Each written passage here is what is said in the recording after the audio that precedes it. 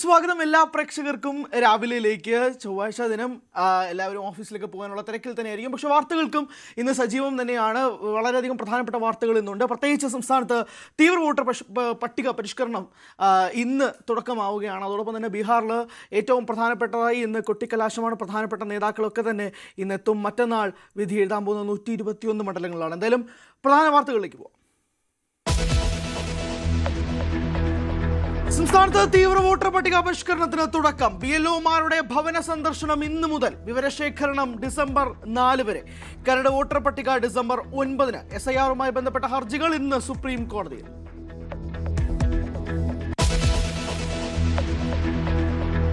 ബീഹാറിൽ ഇന്ന് കൊട്ടിക്കലാശം. ദേശീയ നേതാക്കൾ പ്രചാരണത്തിന്. മറ്റന്നാൾ വിധി എഴുതുന്നത് 121 മണ്ഡലങ്ങൾ. ആദ്യഘട്ട മഹാസഖ്യത്തിന് നിർണായകം.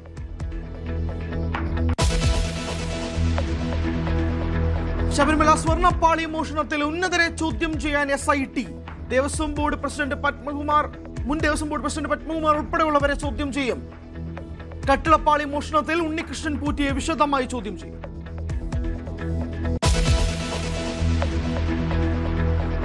കുപ്രസിദ്ധ മോഷ്ടാവ് ബാലമുരുകൻ വീണ്ടും രക്ഷപ്പെട്ടു. വിയ്യൂർ സെൻട്രൽ ജയിലിലെ തടവുകാരൻ രക്ഷപ്പെട്ടത് തമിഴ്നാട് പോലീസിന്റെ കണ്ണുവെട്ടിച്ച്.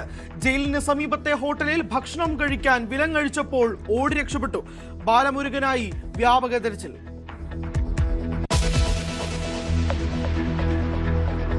അമേരിക്കയിൽ ഇന്ന് ഇടക്കാല തിരഞ്ഞെടുപ്പ്. നിർണായകമായി ന്യൂയോർക്ക് മേയർ പോരാട്ടം. ഇന്ത്യൻ വംശജൻ സൗറാൻ മംദാനിയാണ് അഭിപ്രായ സർവേകളിൽ മുന്നിൽ. ഡെമോക്രാറ്റിക് പാർട്ടി അംഗം ക്വോമോ മത്സരിക്കുന്നത് സ്വതന്ത്രനായി.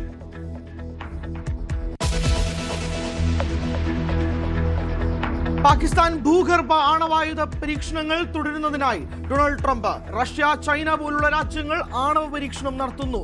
US-നും പരീക്ഷണം നടത്തേണ്ടത് അനിവാര്യമാണെന്നും ട്രംപ്. വെളിപ്പെടുത്തൽ ഗൗരവത്തോടെ നിരീക്ഷിച്ച് ഇന്ത്യ.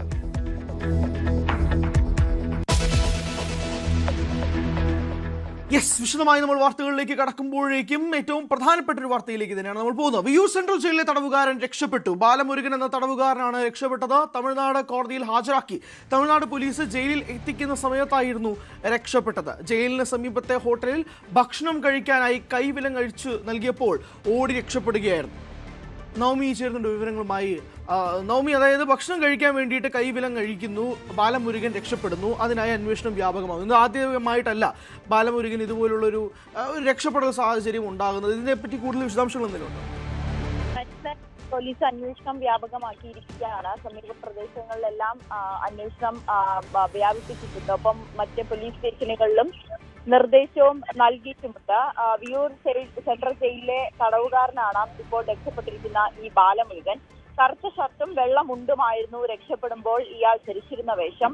തിങ്കളാഴ്ച രാത്രിയോടെയായിരുന്നു സംഭവം. തമിഴ്നാട് പോലീസ് ജയിലിലെത്തിക്കുന്ന സമയത്തായിരുന്നു രക്ഷപ്പെട്ടത്. ജയിലിന് സമീപത്തെ ഹോട്ടലിൽ ഭക്ഷണം കഴിക്കുന്നതിനിടയിലാണ് ഭക്ഷണം കഴിക്കുന്നതിന് വേണ്ടി കൈവിലങ്ങ് അഴിച്ചപ്പോഴാണ് ഇയാൾ ഓടി രക്ഷപ്പെട്ടത്. പിന്നീട് ഇയാൾ കാറിൽ കയറി രക്ഷപ്പെട്ടതായും സംശയിക്കുന്നുണ്ട്. ആ രീതിയിലുള്ള പരിശോധനകളെല്ലാം തന്നെ പോലീസ് വ്യാപിപ്പിച്ചിട്ടുമുണ്ട്. എന്തായാലും പോലീസ് തൃശൂർ നഗരത്തിലും ജില്ലാ അതിർത്തികളിലും ഉൾപ്പെടെ വ്യാപകമായിട്ടുള്ള ഒരു പരിശോധന നടത്തി വരികയാണ്. 1 വർഷം മുൻപും സമാനമായ രീതിയിൽ ഇയാൾ രക്ഷപ്പെട്ടിട്ടുണ്ട് എന്ന വിവരം കൂടി ലഭിക്കുന്നുണ്ട്. അന്നും തമിഴ്നാട് പോലീസിന്റെ പക്കൽ നിന്നാണ് ഇയാൾ രക്ഷപ്പെട്ടത്. പിന്നീട് തമിഴ്നാട് പോലീസിന്റെ ബസ്സിൽ നിന്നാണ് ഇയാൾ ചാടി രക്ഷപ്പെടുകയും പിന്നീട് അതിസാഹസികമായി പോലീസ് പിടികൂടുകയും ആയിരുന്നു. ഇപ്പോഴും സമാനമായ രീതിയിൽ തന്നെയാണ് വീണ്ടും അയാൾ രക്ഷപ്പെട്ടിരിക്കുകയാണ്. ഭക്ഷണം കഴിക്കുന്നതിനിടയിൽ കൈവിലങ്ങ് അഴിച്ചപ്പോഴാണ് ഓടി രക്ഷപ്പെട്ടത്. പോലീസിന്റെ അന്വേഷണം അത് ഊർജിതമായി തന്നെ നടക്കുന്നുണ്ട്. തൃശ്ശൂരിലെ സമീപ പ്രദേശങ്ങളിലുമെല്ലാം ശക്തമായിട്ടുള്ള പരിശോധനയുണ്ട്. മറ്റ് സ്റ്റേഷനുകളിലുമൊക്കെ നിർദ്ദേശവും നൽകിയിട്ടുമുണ്ട്. നവമി, ഇതിനകത്ത് സ്വാഭാവികമായും ഉയരുന്ന കുറച്ച് സംശയങ്ങളുണ്ടല്ലോ. കാരണം കഴിഞ്ഞ വർഷം ഏകദേശം മെയ്യിൽ വെച്ച് തന്നെയാണ് ഇതുപോലൊരു സാഹചര്യം ഉണ്ടാകുന്നത്. മെയ്യിൽ ഇതുപോലെ ബാലമുരുകൻ രക്ഷപ്പെടുന്ന ഒരു സാഹചര്യം. അന്ന് മോഷ്ടിച്ച ബൈക്കിൽ നിന്ന് ഇയാൾ രക്ഷപ്പെടുന്നു. വീണ്ടും ഒരു കൊല്ലത്തിന് ശേഷം സമാനമായ സാഹചര്യം ഉണ്ടാകുമ്പോൾ സ്വാഭാവികമായും പോലീസിന് നേരെ വിരൽ ചൂണ്ടുന്ന സാഹചര്യത്തിലേക്ക് തന്നെയല്ലേ കാര്യങ്ങൾ നീളുന്നത്? അതെ, പോലീസിന്റെ സുരക്ഷ അല്പം കൂടി കർശനമാക്കണമായിരുന്നു എന്ന വിമർശനമൊക്കെ ഉയരുന്നുണ്ട്. കാരണം ഇങ്ങനെ മുൻപ് ഇതേ രീതിയിൽ രക്ഷപ്പെട്ട വ്യക്തി കൂടി ആയതിനാൽ പോലീസിന്റെ സംരക്ഷണം അല്ലെങ്കിൽ പോലീസിന്റെ ജാഗ്രത കുറച്ചുകൂടി വേണമായിരുന്നു എന്ന നവമി, ജാഗ്രത മാത്രമല്ല, കാരണം കൊലപാതക കേസുകളടക്കം ഏകദേശം എനിക്ക് തോന്നുന്നു 53 മുതൽ 56 കേസ് വരെയുള്ള ഒരു പ്രതിയാണ് ഈ ബാലമുരുകൻ. അപ്പോൾ ഈ 56 കേസുകളിൽ പ്രതിയെ ഇങ്ങനെയാണോ പോലീസ് കൈകാര്യം ചെയ്യുക എന്നുള്ളത് സ്വാഭാവികമായ ജനങ്ങളുടെ ചോദ്യവും കൂടി ഉണ്ടല്ലോ. അതെ, എന്തായാലും പോലീസ് അന്വേഷണം ഇപ്പോൾ ഊർജിതമാക്കിയിരിക്കുകയാണ്. ശക്തമായിട്ടുള്ള ഇയാളെ ഉടനെ തന്നെ പിടികൂടുമെന്ന് തന്നെയാണ് പോലീസ് അറിയിക്കുകയും ചെയ്തിരിക്കുന്നത്. ഹരി, യെസ്, അത് തന്നെയാണ് സാഹചര്യം. എന്തായാലും ഒരു വർഷത്തിന് മുമ്പും ബാലമുരുകൻ ഇതുപോലെ പോലീസിൽ നിന്നും കണ്ണു വെട്ടിച്ച് ചാടിയതാണ്. അന്ന് ഇയാൾ മോഷ്ടിച്ച ബൈക്കിൽ നിന്നാണ് രക്ഷപ്പെട്ടതെങ്കിൽ ഇന്ന് വീണ്ടും സമാനമായ ഒരു സാഹചര്യം വരുന്നു. കഴിഞ്ഞ ദിവസം രാത്രി 9:30 ബാലമുരുകൻ എന്ന 56 കേസുകളിലെ പ്രതി രക്ഷപ്പെടുന്ന ഒരു സാഹചര്യം. പോലീസിന്റെ കണ്ണ് വെട്ടിക്കുന്നു, ഭക്ഷണം വാങ്ങാനായി ഒരു കടയിൽ നിർത്തുന്നു. അതിന് തൊട്ടടുത്ത് കൈവിലങ്ങ് ഭക്ഷണം കഴിക്കാൻ വേണ്ടിയിട്ട് കൈവിലങ്ങ് അഴിക്കുന്നു. ആ കൈവിലങ്ങ് അഴിക്കുന്ന അതേ സമയത്ത് ബാലമുരുകൻ ഒരു കാറിലോടി രക്ഷപ്പെടുന്നു എന്നുള്ളതാണ് പോലീസിന്റെ വിവരമായിട്ട് കണക്കാക്കുന്നത്. 56 കേസുകളിലെ പ്രതിയെ ഇത്രയും നിസ്സാരമായിട്ടാണോ പോലീസ് കൈകാര്യം ചെയ്യുന്നത്? അന്നും തമിഴ്നാട് പോലീസിനെ കണ്ണു വെട്ടിച്ചുകൊണ്ടാണ് ബാലമുരുകൻ രക്ഷപ്പെട്ട് സാഹചര്യം ഉണ്ടാകുന്നത്. ഇന്ന് വീണ്ടും അതേപോലൊരു സാഹചര്യം ഉണ്ടാകുകയും ചെയ്യുന്നു. നമുക്ക് കുറച്ചുകൂടി ഡീറ്റെയിൽ പോകേണ്ടതുണ്ട്. അത് വരും മണിക്കൂറുകളിൽ ശക്തമായ രീതിയിൽ തന്നെയാണ് പോലീസിൻ്റെ അന്വേഷണം എന്ന് തന്നെയാണ് മനസ്സിലാക്കുന്നത്. പക്ഷേ ഇത് ആദ്യത്തെ സംഭവമല്ല. ഇതിന് മുമ്പും കഴിഞ്ഞ വർഷം ഇതേ പ്രതി പോലീസിൻ്റെ കണ്ണു വെട്ടിച്ച് രക്ഷപ്പെട്ട ഒരു സാഹചര്യം കൂടി ഉണ്ടായിരുന്നു. ഏതായാലും കഴിഞ്ഞ ദിവസം രാത്രി 9:30 ബാലമുരുകൻ രക്ഷപ്പെടുന്നത് പോലീസ് കസ്റ്റഡിയിൽ നിന്നും. അയാൾ എവിടെയാണ് എന്നുള്ള അന്വേഷണം ശക്തമായി നിൽക്കുന്ന ഒരു സാഹചര്യം കൂടി നിലവിലുണ്ട്. നവമി ദിനേശാണ് വിവരങ്ങൾ നൽകിയത്. എന്തായാലും 56 കേസുകളിലെ പ്രതി ബാലമുരുകൻ പോലീസ് കസ്റ്റഡിയിൽ നിന്നും രക്ഷപ്പെടുന്നു കഴിഞ്ഞ ദിവസം രാത്രിയോടെ. സംസ്ഥാനത്ത് തീവ്ര വോട്ടർ പട്ടിക പരിഷ്കരണ നടപടികൾക്ക് ഇന്ന് തുടക്കമാകും. വീടുകൾ തോറുമുള്ള വിവരശേഖരണത്തിനാണ് തുടക്കം കുറിക്കുക. തിരഞ്ഞെടുപ്പ് കമ്മീഷൻ ഡിസംബർ 9 കരട് വോട്ടർ പട്ടിക പുറത്തിറക്കും. അതേസമയം SIR-മായി ബന്ധപ്പെട്ട ഹർജികൾ ഇന്ന് സുപ്രീം കോടതി പരിഗണിക്കും. വോട്ടർ പട്ടിക പരിഷ്കരണത്തിനെതിരെ തൃണമൂൽ കോൺഗ്രസ് പശ്ചിമ ബംഗാളിലെ തെരുവുകളിൽ പ്രതിഷേധിക്കും. മുഖ്യമന്ത്രി മമതാ ബാനർജിയും അഭിഷേക് ബാനർജിയും പ്രതിഷേധത്തിന്റെ ഭാഗമാകും. വിനോദ് ചേരും കൂടുതൽ വിശദാംശങ്ങളുമായി. വിനോദ്, ഏറ്റവും പ്രധാനപ്പെട്ടത് തന്നെയാണ് തീവ്ര വോട്ടർ പട്ടിക പരിഷ്കരണം. അതിന് ഇന്ന് തുടക്കമാകുന്നു. എങ്ങനെയായിരിക്കാം തുടർന്നുള്ള സാഹചര്യം? വലിയ വിവാദങ്ങൾ നിലനിൽക്കുന്നതിനിടെയാണ് തീവ്ര വോട്ടർ പട്ടിക പരിഷ്കരണവുമായുള്ള നടപടികൾ സംസ്ഥാനത്തും ആരംഭിക്കുന്നത്. കഴിഞ്ഞ ദിവസം രാജ്ഭവനിലെത്തി ഉദ്യോഗസ്ഥർ ഔദ്യോഗികമായി ആ നടപടികൾ പൂർത്തിയാക്കിയിരുന്നു. ഇപ്പോൾ ഇതാ വീടുകൾ തോറും BLOമാരെത്തി വിവരശേഖരണം നടത്തുന്ന നടപടികളിലേക്കാണ് പോകുന്നത്.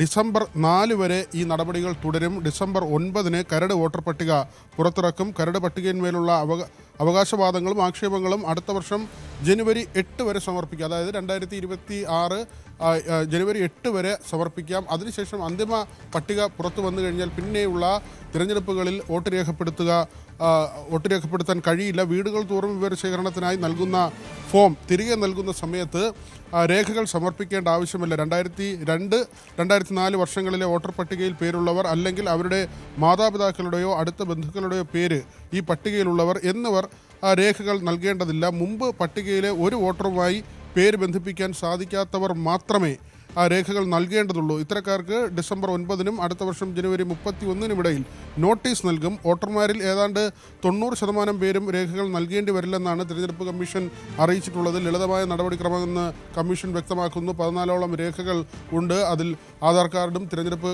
ID കാർഡും ഉൾപ്പെടെയുള്ള വസ്തുക്കളുണ്ട്. പൊതുമേഖലാ സ്ഥാപനങ്ങൾ നൽകുന്ന ID കാർഡുണ്ട്.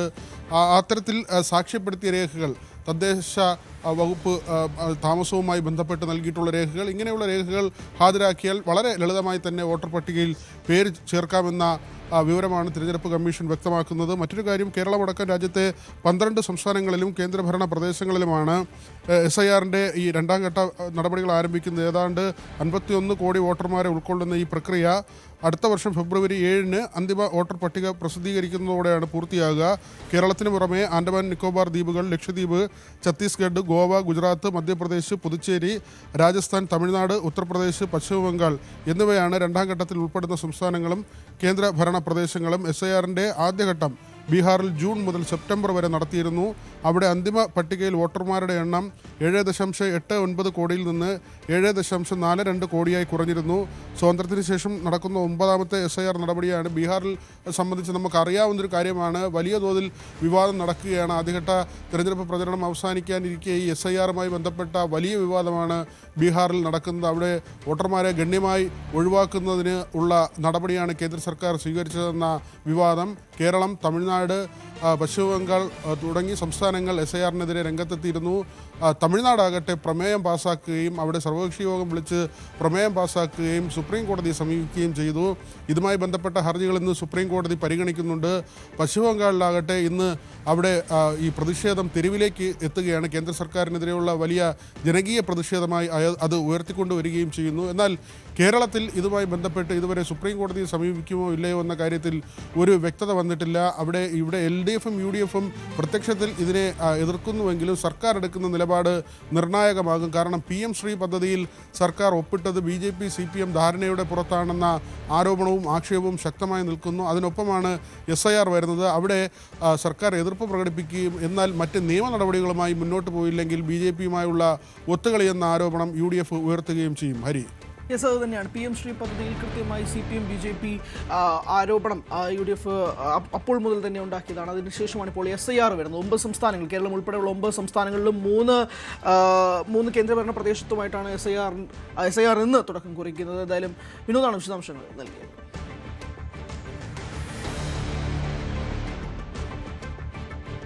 ഏറ്റവും പ്രധാനപ്പെട്ട മറ്റൊരു വാർത്തയിലേക്ക്. ബീഹാറിൽ ആദ്യഘട്ട വോട്ടെടുപ്പിന്റെ പരസ്യ പ്രചരണം ഇന്ന് അവസാനിക്കും. 121 മണ്ഡലങ്ങളാണ് മറ്റന്നാൾ വിധിയെഴുതുക. ദേശീയ നേതാക്കളെ ഇറക്കി കളം പിടിക്കുകയാണ് മുന്നണികൾ. അവസാന മണിക്കൂറുകളിൽ ഭരണ പ്രതിപക്ഷ നേതാക്കൾ ശക്തമായ ആരോപണ പ്രത്യാരോപണവും തുടരുകയാണ്. രാകേഷ് ചേരുന്നുണ്ട് വിശദാംശങ്ങളുമായി. അതുതന്നെയാണ്. അപ്പോൾ ബീഹാറിൽ ആദ്യഘട്ട വോട്ടെടുപ്പിന് പരസ്യ പ്രചരണം ഇന്ന് അവസാനിക്കും. മറ്റന്നാളാണ് 121 മണ്ഡലങ്ങളിൽ വിധി എഴുതുക. രാകേഷ്, നാളുകളായി നീണ്ട നാടകങ്ങൾ നമ്മൾ കണ്ടതാണ്. നാടകീയ മുഹൂർത്തങ്ങൾ ബീഹാറിൽ കണ്ടതാണ്. പല സാഹചര്യങ്ങൾ കണ്ടതാണ്. മറ്റന്നാൾ വിധി എഴുതുമ്പോഴേക്കും ഒരു സസ്പെൻസ് ട്വിസ്റ്റ് വല്ലതും പ്രതീക്ഷിക്കണം? ബീഹാറിൽ അങ്ങനെ ഏതായാലും പരസ്യപ്രചാരണത്തിന്റെ ആദ്യഘട്ട തെരഞ്ഞെടുപ്പിന്റെ പരസ്യപ്രചാരണം അവസാനിക്കുകയാണ്. 243 അംഗ നിയമസഭ, അതിൽ 121 മണ്ഡലങ്ങൾ, അതായത് പട്നയടക്കം 18 ജില്ലകളിലെ 121 മണ്ഡലങ്ങളിലാണ് ആദ്യഘട്ടത്തിൽ വോട്ടെടുപ്പ് നടക്കുന്നത്. ഏതായാലും ഈ പ്രചാരണം അവസാന ഘട്ടത്തിലേക്ക് കടക്കുമ്പോൾ ഇഞ്ചോടിഞ്ച് പോരാട്ടം എന്ന് തന്നെ പറയാം. കാരണം രണ്ട് മുന്നണികൾക്കും ഒരുപോലെ നിർണായകമാണ്. അതായത് 2005 മുതൽ നിതീഷ് കുമാർ ഭരിക്കുന്നു ബീഹാർ. അതുകൊണ്ട് തന്നെ നിതീഷ് കുമാറിന് ഭരണം നിലനിർത്തണമെങ്കിൽ ഒന്നാം ഘട്ടം നിർണായകമാണ്. പ്രത്യേകിച്ച് കഴിഞ്ഞ തെരഞ്ഞെടുപ്പിലെ കണക്കുകൾ നോക്കുകയാണെങ്കിൽ ഇന്ത്യ സഖ്യം, മഹാസഖ്യം വലിയ മുന്നേറ്റമുണ്ടാക്കിയ പ്രദേശമാണ് ഒന്നാം ഘട്ടത്തിൽ കടന്നു പോകുന്നത്. ഏതാണ്ട് 121 മണ്ഡലങ്ങളിൽ 61 സീറ്റുകളിൽ വിജയിച്ചത് ഇന്ത്യ സഖ്യമായിരുന്നു. അതുകൊണ്ട് തന്നെയാണ് കഴിഞ്ഞ തെരഞ്ഞെടുപ്പിൽ വോട്ടെണ്ണി വന്നപ്പോൾ അതൊരു ഇഞ്ചോടിഞ്ച് പോരാട്ടത്തിൻ്റെ പ്രതീതി, 15 സീറ്റുകളുടെ മാത്രം വ്യത്യാസത്തിൽ മഹാസഖ്യത്തിന് ഭരണം പോയത്. അപ്പോൾ ഒരു വലിയ മുന്നേറ്റം തിരിച്ചുവരവ് നടത്തണമെങ്കിൽ NDAക്കും ഇത്തവണ ഈ മേഖലയിൽ വിജയിച്ചേ തീരൂ. ഏതായാലും നിരവധി മന്ത്രിമാർ, ഏതാണ്ട് 12 മന്ത്രിമാർ അധികം ഈ ഒന്നാം ഘട്ടത്തിലാണ് ജനവിധി തേടുകയും ചെയ്യുന്നത്. മറിച്ച് ഇന്ത്യ സഖ്യവും കഴിഞ്ഞ തവണത്തേതുപോലെ ഒരു മുന്നേറ്റം നടത്താൻ കഴിയും എന്നൊരു പ്രതീക്ഷ ഇത്തവണ പങ്കുവെക്കുകയും ചെയ്യുന്നുണ്ട്. ഏതായാലും അവസാന ഘട്ടത്തിലേക്ക് എത്തുമ്പോൾ ആരോപണ പ്രത്യാരോപണങ്ങളും സജീവമാണ്. പ്രത്യേകിച്ച് ആദ്യം മുതൽ BJP ഉന്നയിക്കുന്ന പ്രധാനപ്പെട്ട വിഷയം ഒന്ന് ജംഗിൾ രാജ് തന്നെയാണ്. അതായത് ലാലുവിൻ്റെ ഭരണനാളുകൾ, 15 വർഷത്തെ ലാലുവിൻ്റെയും റാബ്രിയുടെയും ഒക്കെ തന്നെ ഭരണനാളുകൾ ചൂണ്ടിക്കാണിച്ച് അവർ അധികാരത്തിൽ തിരിച്ചെത്തുകയാണെങ്കിൽ ജംഗിൾ രാജാകും ബീഹാർ എന്ന പ്രചാരണം തന്നെയാണ് നരേന്ദ്രമോദി അടക്കമുള്ള നേതാക്കൾ ഉന്നയിച്ചത്. ഒപ്പം തന്നെ ഛഠ് പൂജയെ കോൺഗ്രസ് അപമാനിച്ചു എന്ന ആരോപണം പ്രധാനമന്ത്രി അടക്കം ആദ്യം മുതൽ ഉന്നയിക്കുന്നതാണ്. ഏറ്റവും ഒടുവിൽ ഇന്നലെ തോക്കു ചൂണ്ടിക്കൊണ്ടാണ് മുഖ്യമന്ത്രി സ്ഥാനാർത്ഥിത്വം നേടിയെടുത്തെന്ന വിമർശനം പോലും പ്രധാനമന്ത്രിയുടെ ഭാഗത്തുനിന്ന് ഉണ്ടാവുകയും ചെയ്തു. അതിനെ അടുത്ത ഭാഷയിൽ കോൺഗ്രസും തിരിച്ചടിക്കുകയും ചെയ്തു. ഏതായാലും കോൺഗ്രസും തേജസ്വി യാദവും കഴിഞ്ഞ നാളുകളിലെ അടക്കമുള്ള വിഷയങ്ങൾ, ഭരണനാളുകളിലെ പോരായ്മകൾ, പ്രത്യേകിച്ച് തൊഴിലില്ലായ്മ വലിയ വിഷയമാണ്. ബീഹാറിൽ കുടിയേറ്റം, ആളുകൾക്ക് മറ്റു സംസ്ഥാനങ്ങളിലേക്ക് ജോലി തേടി പോകേണ്ട സാഹചര്യം, അതൊക്കെ വലിയ വിഷയമാണ്. നേരത്തെ രാഹുൽ ഗാന്ധി വോട്ടർ അധികാര യാത്ര നടത്തിയപ്പോഴും സമാനമായ വിഷയങ്ങളാണ് മുഖ്യ അജണ്ടകളായി ഉന്നയിച്ചുകൊണ്ടിരുന്നത്. അത്തരം ജനങ്ങളെ ബാധിക്കുന്ന വിഷയങ്ങൾ ഉന്നയിച്ചുകൊണ്ടാണ് ഇന്ത്യ സഖ്യത്തിൻ്റെ പ്രചാരണവും നടക്കുന്നത്. ഏതായാലും തേജസ്വി യാദവിൽ കേന്ദ്രീകരിച്ചുകൊണ്ട് തന്നെയാണ് ഇന്ത്യ സഖ്യം പ്രചാരണവുമായി മുന്നോട്ട് പോകുന്നത്. ഏതായാലും അവസാന ദിവസമായ ഇന്ന് ദേശീയ നേതാക്കളുണ്ട്. രാഹുൽ ഗാന്ധി സംസ്ഥാനത്ത് എത്തിയിട്ടുണ്ട്. അദ്ദേഹം 2-3 റാലികളിൽ ഇന്ന് പങ്കെടുക്കുന്നുണ്ട്.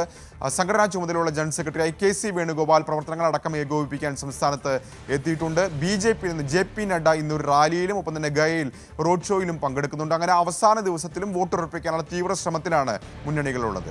അതാണ് അവസാനവട്ടവും വോട്ടുറപ്പിക്കാനുള്ള ശ്രമം തന്നെയാണ് നേതാക്കൾ ഇന്ന് ഇറങ്ങുന്നത് പ്രധാനമായും. അതോടൊപ്പം തന്നെയാണ് പ്രത്യാരോപണങ്ങൾ നടക്കുന്നു. കഴിഞ്ഞ ദിവസം നരേന്ദ്രമോദി ഉൾപ്പെടെ പറഞ്ഞൊരു വാചകം ഉണ്ടാവും. തേജസ്വി യാദവ് തോക്ക് ചൂണ്ടിക്കൊണ്ടാണ് മുഖ്യമന്ത്രി സ്ഥാനാർത്ഥിത്വം നേടിയെടുത്തത് എന്നുള്ള ആരോപണം പ്രധാനമന്ത്രി നരേന്ദ്രമോദി ഉന്നയിക്കുന്നു. ശക്തമായ ഭാഷയിൽ കോൺഗ്രസ് അത് തിരിച്ചടിക്കുകയും ചെയ്യുന്നു. എന്തായാലും അവസാന നിമിഷങ്ങളിൽ വളരെ കനത്ത പോരാട്ടം ബീഹാറിൽ തുടരുന്ന ഒരു പശ്ചാത്തലം.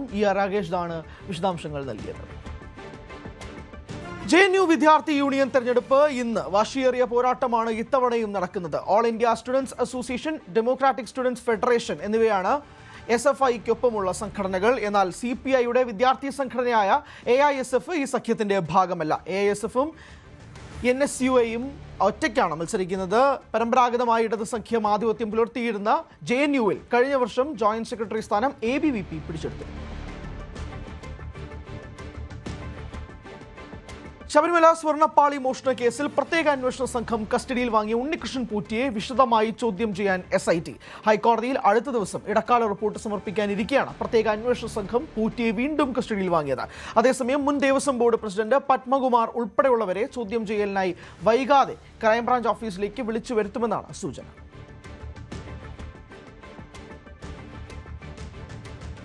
തിരുവനന്തപുരം വർക്കലയിൽ യുവതിയെ ട്രെയിനിൽ നിന്ന് തള്ളിയിട്ട് കൊലപ്പെടുത്താൻ ശ്രമിച്ച കേസിലെ പ്രതി സുരേഷ് കുമാറിനെ റിമാൻഡ് ചെയ്തു. വൈദ്യപരിശോധനയ്ക്ക് ശേഷം ചീഫ് ജുഡീഷ്യൽ മജിസ്ട്രേറ്റിന്റെ വസതിയിൽ പ്രതിയെ ഹാജരാക്കുകയായിരുന്നു. വിശദമായ ചോദ്യം ചെയ്യലിനായി RPF കസ്റ്റഡി അപേക്ഷ നൽകും. തുടർന്നാകും വർക്കലയിലെ സംഭവ സ്ഥലത്ത് ഉൾപ്പെടെ എത്തിച്ച് തെളിവെടുപ്പ് നടത്തുക.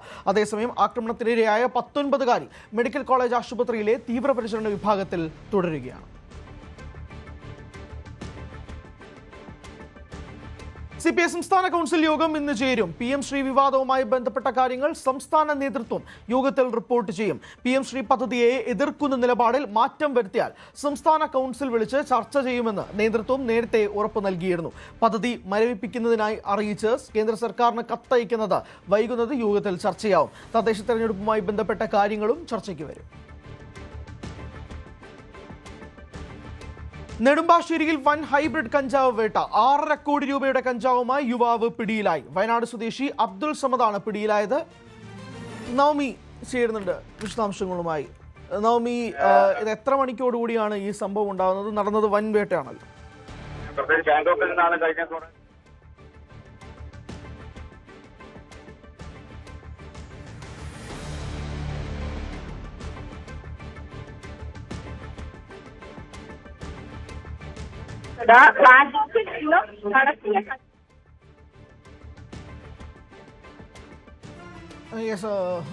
ചില സാങ്കേതിക പ്രശ്നങ്ങളും കാരണം നോമിലേക്ക് എത്തുന്നില്ല. എന്തായാലും നെടുമ്പാശ്ശേരിയിൽ വലിയ ഹൈബ്രിഡ് കഞ്ചാവ് വേട്ട തന്നെയാണ് നടക്കുന്നത്. 6.5 കോടി രൂപയുടെ കഞ്ചാവുമായിട്ടാണ് യുവാവ് പിടിയിലാകുന്നത്. ഇത് എത്ര മണിയോടുകൂടിയാണ്, അല്ലെങ്കിൽ എങ്ങനെയാണ് ഈ ഒരു സാഹചര്യം, എങ്ങനെയാണ് പോലീസ് പിടികൂടുന്നത് തുടങ്ങിയ വിശദമായ വിവരങ്ങൾ ലഭിക്കേണ്ടതുണ്ട്. എന്തായാലും വയനാട് സ്വദേശിയായ അബ്ദുൾ സമദാണ് പിടിയിലാകുന്നത്. 6.5 കോടി രൂപയുടെ കഞ്ചാവുമായിട്ടാണ് ഇയാൾ പിടിയിലാകുന്നത്.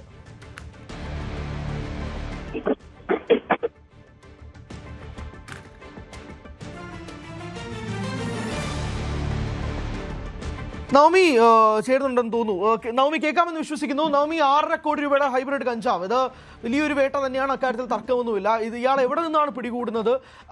എത്ര മണിക്കാണ് സംഭവം? മാത്രമല്ല പോലീസ് എങ്ങനെയാണ് ഇയാളിലേക്ക് എത്തുന്നത്? ബാങ്കോക്കിൽ നിന്നും ആണ് ഇയാൾ കഞ്ചാവ് കടത്തിയതെന്നാണ് പോലീസ് അറിയിക്കുന്നത്. കസ്റ്റംസ് ആണ് ഇയാളെ പിടികൂടിയത്. 6.5 കിലോ ഹൈബ്രിഡ് കഞ്ചാവാണ് പിടിച്ചെടുത്തത്. ഇയാൾ ആർക്ക് വേണ്ടിയാണ് ഈ ഹൈബ്രിഡ് കഞ്ചാവ് കേരളത്തിലേക്ക് എത്തിച്ചത് എന്ന് പോലീസ് അന്വേഷിക്കുന്നുണ്ട്. ഈ കസ്റ്റംസ് പിടികൂടി ഇയാളെ വിശദമായി ചോദ്യം ചെയ്തുകൊണ്ടിരിക്കുകയാണ്. പോലീസ് പറയുന്നത് പ്രകാരം ബാങ്കോക്കിൽ നിന്നുമാണ് ഇയാൾ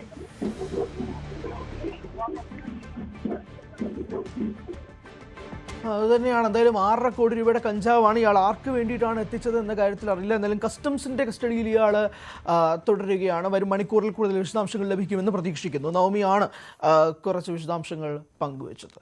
ഇടവേളയിലേക്ക് പോവുകയാണ്. ഇടവേളയ്ക്ക് ശേഷം മടങ്ങിയത്.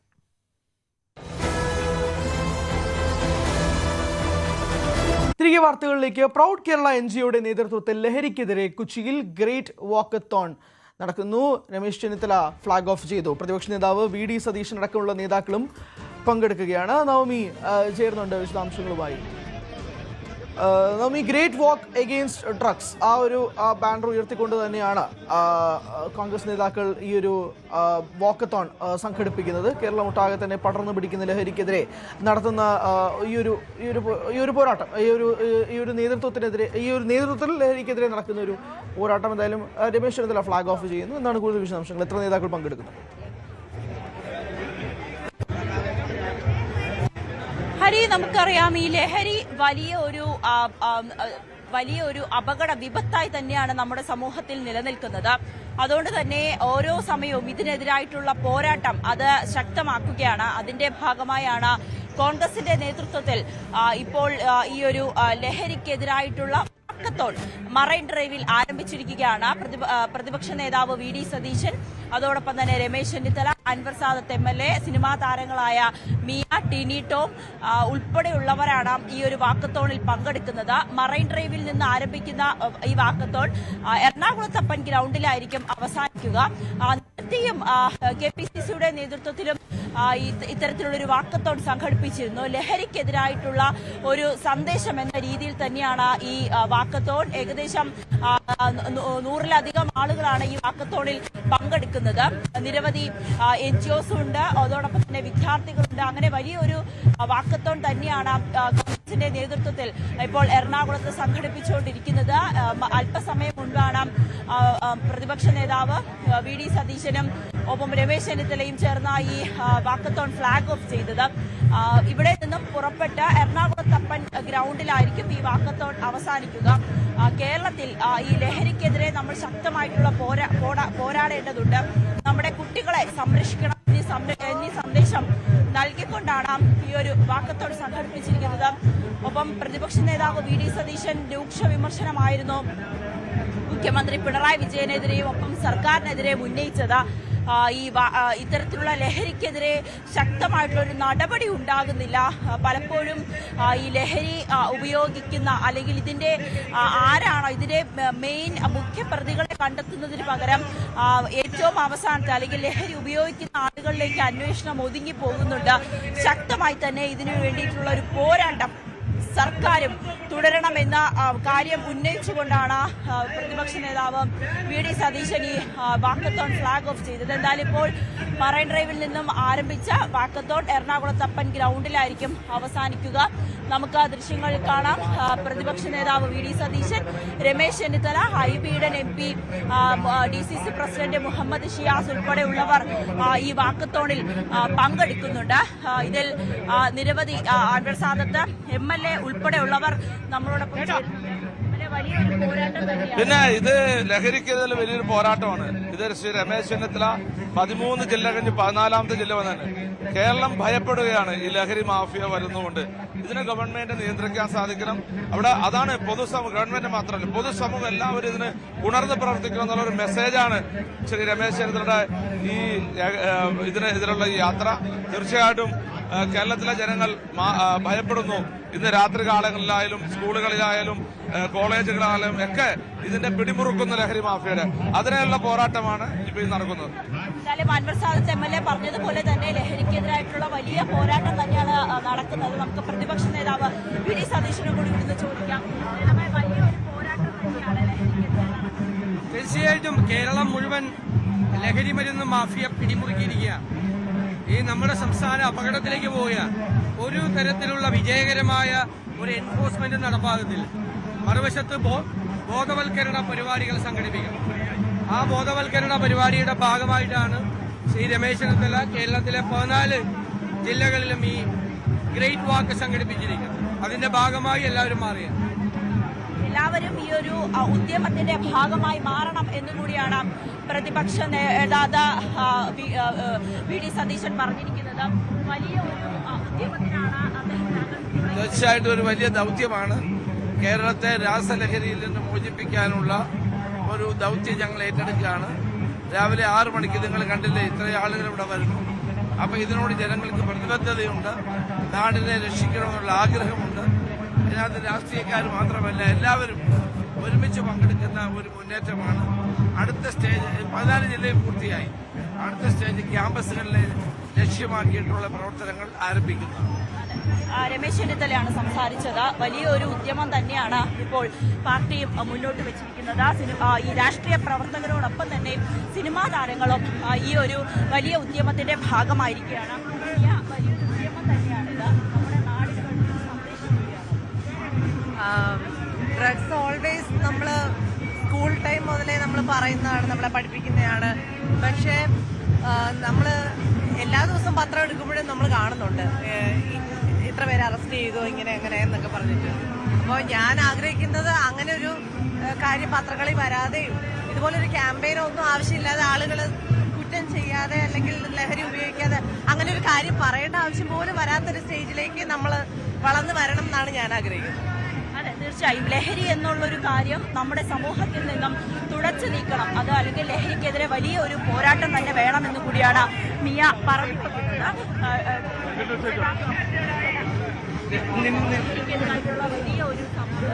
ഫ്രണ്ടിലോട്ട് കയറിക്കും, ലഹരിക്കെതിരെ നമ്മുടെ വലിയ സന്ദേശമാണ് നൽകുന്നത്. നമ്മൾ പോരാടേണ്ട സമയം ഉയർന്നുകൊണ്ടേയിരിക്കുകയാണ്. അവനവൻ വിചാരിച്ചാലേ നിർത്താൻ പറ്റുള്ളൂ, വേറൊന്നുമില്ല. അതിനുള്ള അവയർനെസ് കിട്ടിയാൽ അവനവൻ വിചാരിക്കുക, നിർത്തുക. ഓക്കെ, അത്രേ ഉള്ളൂ. എന്തായാലും ടിനി ടോം കൂടിയാണ് സംസാരിച്ചത്. അവരവർ തന്നെ ഇതിനു വേണ്ടിയിട്ടുള്ള അവനവൻ തന്നെയാണ് ഈ ലഹരി വേണ്ട എന്നൊരു തീരുമാനത്തിലേക്ക് എത്തേണ്ടത് എന്നുകൂടിയാണ് ടിനി ടോം പറയുന്നത്. അങ്ങനെ രാഷ്ട്രീയ സിനിമാ മേഖലയിലെ പ്രമുഖർ പങ്കെടുക്കുന്ന വാക്കത്തോണാണ് ഇപ്പോൾ മറൈൻ ഡ്രൈവിൽ നിന്നും ആരംഭിച്ചിരിക്കുന്നത്. എറണാകുളം തപ്പൻ ഗ്രൗണ്ടിൽ ഇത് അവസാനിക്കുമ്പോൾ വലിയ ഒരു ഉദ്യമത്തിന് വേണ്ടിയിട്ടുള്ള രമേശ് ചെന്നിത്തല നയിക്കുന്ന പല ജില്ലകളിലും ഇതിനോടകം തന്നെ ഇത്തരത്തിലുള്ള വാക്കത്തോൺ സംഘടിപ്പിച്ചിരുന്നു. ഒടുവിൽ ഇപ്പോൾ എറണാകുളം ജില്ലയിലും അത് എത്തി നിൽക്കുകയാണ്. ഹരി തന്നെയാണ് പ്രൗഡ് കേരള NGOയുടെ നേതൃത്വത്തിലാണ് ഈ വാക്കത്തോൺ നടക്കുന്നത്. രമേശ് ചെന്നിത്തലയുടെ നേതൃത്വത്തിൽ ഗ്രേറ്റ് വാക്ക് എഗെയിൻസ്റ്റ് ഡ്രഗ്സ് എന്ന ക്യാമ്പയിനുമായിട്ടാണ് UDF നേതാക്കൾ പ്രത്യേകിച്ച് എത്തുന്നത്. കേരളത്തിലെ 14 ജില്ലകളിലും രമേശ് ചെന്നിത്തലയുടെ നേതൃത്വത്തിൽ ഈ ഒരു ഡ്രഗിന് എഗെയിൻസ്റ്റ് ആയിട്ടുള്ള ഒരു ക്യാമ്പയിൻ തന്നെയാണ് നടക്കുന്നത്. സിനിമാ താരങ്ങൾ ഉൾപ്പെടെ ഉള്ളവർ പങ്കെടുക്കുന്നുണ്ട്.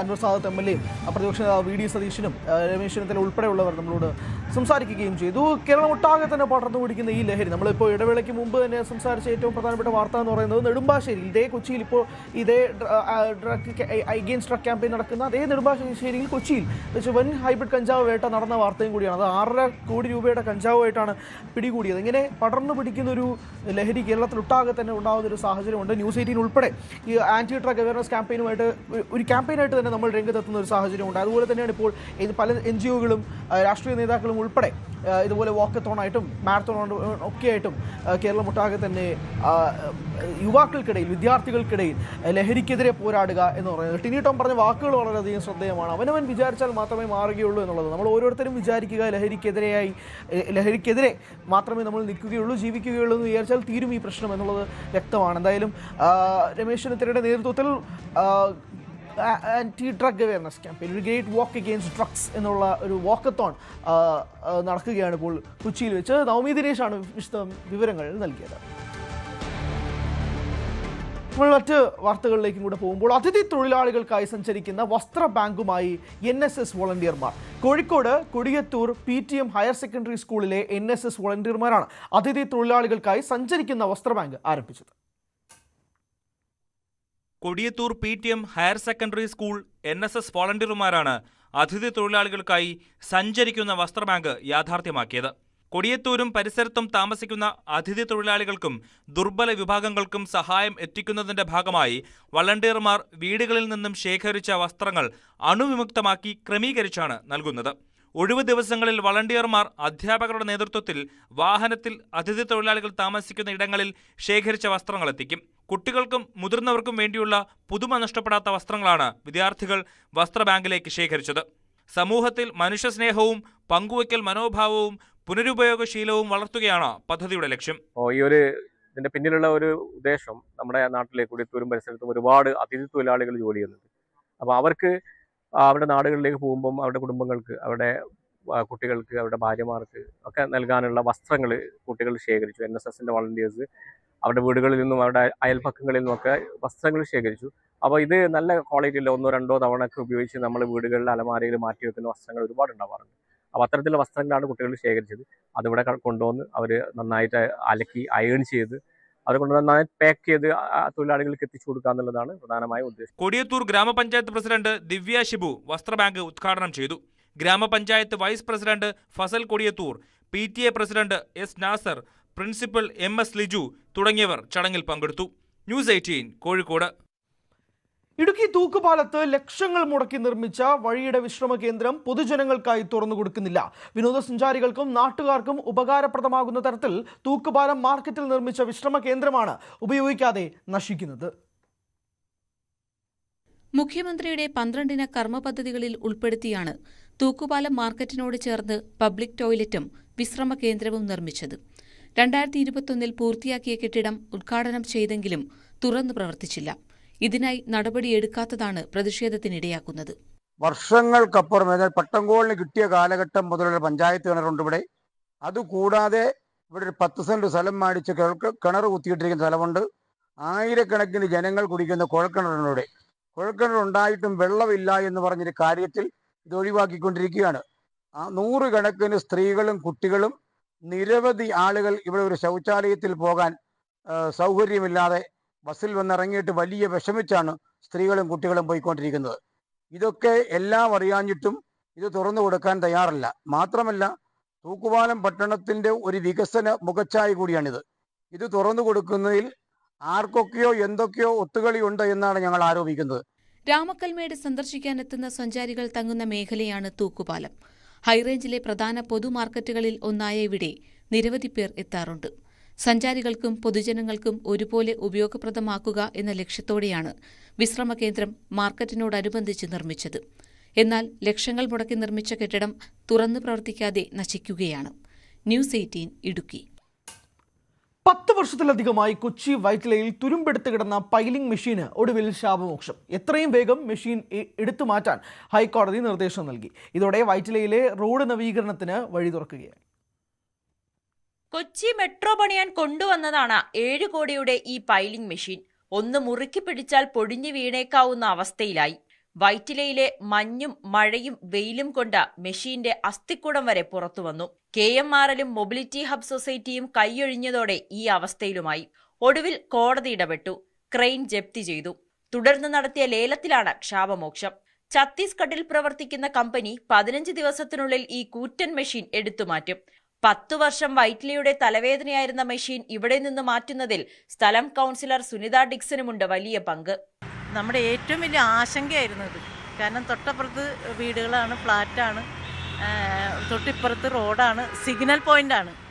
അതാണ് ഏറ്റവും നമ്മുടെ ആശങ്ക. നമുക്ക് രാത്രി ഞാൻ നോക്കുന്നത് റോഡിലോട്ടാണ് എൻ്റെ വീട്ടിൽ നിന്ന്. അപ്പോൾ അങ്ങനെ വരുമ്പോൾ നമുക്കുണ്ടാകുന്ന ആശങ്ക നിസ്സാരമല്ല. നമ്മൾ ഫുള്ള് കണ്ടുകൊണ്ടിരിക്കുക. ഒരു മഴ പെയ്യുമ്പോഴാണെങ്കിലും ഇത് വന്ന് കണ്ടിട്ട് എഞ്ചിനീയർ പറഞ്ഞത് അങ്ങനെ പെട്ടെന്ന് വീഴില്ല എന്നാണ്. പക്ഷേ നമ്മൾ സാധാരണക്കാർക്ക് അത് വിശ്വസിക്കാൻ പറ്റൂല. ഇപ്പോഴാണ് നമ്മളോട് അത് അവർ പറയണേ. നമ്മളുടെ ആവശ്യം എത്രയും പെട്ടെന്ന് ഒരു നിമിഷം നേരത്തെ ഈ പൈലിംഗ് മെഷീൻ ഇവിടുന്ന് മാറ്റി തരണം. മാറ്റാനുള്ള എല്ലാ നടപടികളും തുടങ്ങിയിട്ടുണ്ട്. ഒരു 15 ദിവസം കൂടിയാണ് അവർ ചോദിച്ചേക്കുന്ന അഭിമാന നിമിഷം ഇത് മാറ്റുന്നതിൽ. വൈറ്റിലയിലൂടെ കടന്നു പോകുന്നവർക്ക് പേടിയാണ് ഈ മെഷീൻ എന്നതിൽ തർക്കമേയില്ല. വല്ല കാറ്റിലോ ഇളകി റോഡിലേക്ക് വീണിരുന്നെങ്കിൽ ഉണ്ടാകുമായിരുന്നത് വൻ അപകടമാണ്. മെഷീൻ പൂർണ്ണമായും മാറ്റിയാൽ ഇവിടെ ഒരു റോഡ് വരും. അതിലൂടെ തൃപ്പൂണിത്തറ ഭാഗത്തേക്ക് സ്വസ്ഥമായി യാത്രയും ചെയ്യാം. ന്യൂസ് 18 കൊച്ചി. കേക്ക് നിർമ്മാണത്തിലൂടെ ശ്രദ്ധേയായ യുവ സംരംഭകയ്ക്ക് India book of record. Arzu cake സ്റ്റുഡിയോയുടെ സ്ഥാപകയും പുനലൂർ തോളിക്കോട് സ്വദേശിയുമായ ആരതിയാണ് ഇന്ത്യ ബുക്ക് ഓഫ് റെക്കോർഡ്സിൽ ഇടം പിടിച്ചത്. 4 ബ്രാൻഡഡ് കേക്ക് ഷോപ്പുകൾ തുടങ്ങിയ ഏറ്റവും പ്രായം കുറഞ്ഞ വനിതാ സംരംഭക എന്നതാണ് നേട്ടത്തിന് പിന്നിൽ. ഫ്രഷ് ക്രീം ലൈവ് കേക്കുകൾക്ക് പേരെടുത്ത അർസു കേക്ക് സ്റ്റുഡിയോയ്ക്ക് അഞ്ചൽ, അഗസ്ത്യക്കോട്, കരവാളൂർ, പുനലൂർ എന്നിവിടങ്ങളിലാണ് ബ്രാഞ്ചുകളുള്ളത്. വിവിധ മില്ലറ്റ് പ്രൊഡക്റ്റുകളും വിപണിയിൽ ഇറക്കിയിട്ടുണ്ട്. സർക്കാർ ജോലിക്കുള്ള അവസരം വേണ്ടെന്ന് വെച്ചാണ് തനിക്ക് ഇഷ്ടപ്പെട്ട കേക്ക് നിർമ്മാണം വീട്ടിൽ തുടങ്ങിയത്. ഞാനൊരു സർക്കാർ ജോലി ഉപേക്ഷിച്ചാണ് ഈ ഒരു ഫീൽഡിലോട്ട് വന്നത് തന്നെ. അപ്പൊ ആ ടൈമില് എനിക്ക് സപ്പോർട്ടായിട്ട് ആദ്യ സമയത്ത് ആരും തന്നെ ഉണ്ടായിരുന്നില്ല. എന്റെ ഹസ്ബൻഡും പിന്നെ ഹസ്ബൻഡിന്റെ ബ്രദർ ബിബിൻ ചേട്ടനും മാത്രമായിരുന്നു ആദ്യ ടൈമിൽ സപ്പോർട്ടായിട്ട് ഉണ്ടായിരുന്നത്. എന്റെ ഉള്ളില് ഒരു ജോലിയായിട്ടിരിക്കുന്നതിനപ്പുറം കുറച്ച് ആൾക്കാർക്കെങ്കിലും ജോലി കൊടുക്കണം.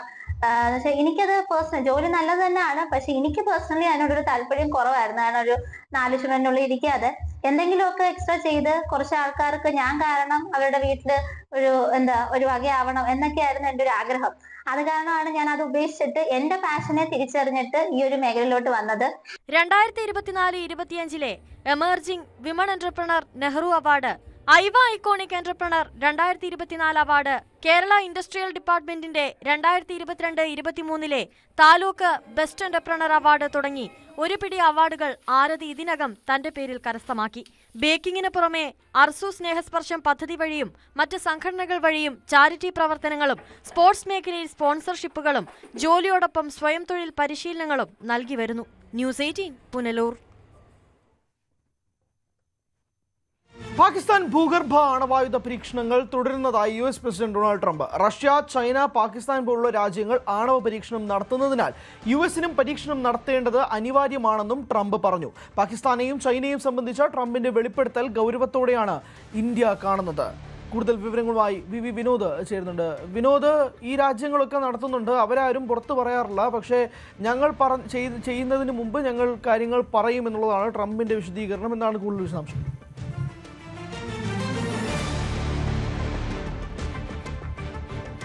തീർച്ചയായും വലിയ രാഷ്ട്രീയ മാനങ്ങളുള്ള ഒരു വെളിപ്പെടുത്തൽ തന്നെയാണ് ട്രംപിൻ്റെ ഭാഗത്തു നിന്നുണ്ടായിരിക്കുന്നത്. പാകിസ്ഥാൻ രഹസ്യമായി ആണവ പരീക്ഷണം നടത്തുന്നു എന്ന വെളിപ്പെടുത്തൽ ട്രംപ് നടത്തുന്നു. മാത്രമല്ല ചൈന ഉൾപ്പെടെയുള്ള രാജ്യങ്ങൾ ഇത്തരത്തിലുള്ള പരീക്ഷണങ്ങളുമായി മുന്നോട്ട് പോകുന്നു, ഉത്തര കൊറിയ നടത്തുന്നു, റഷ്യ നടത്തുന്നു എന്ന അടക്കമുള്ള കാര്യങ്ങൾ പറയുമ്പോൾ അതിന് വലിയ രാഷ്ട്രീയ മാനങ്ങളുണ്ട്.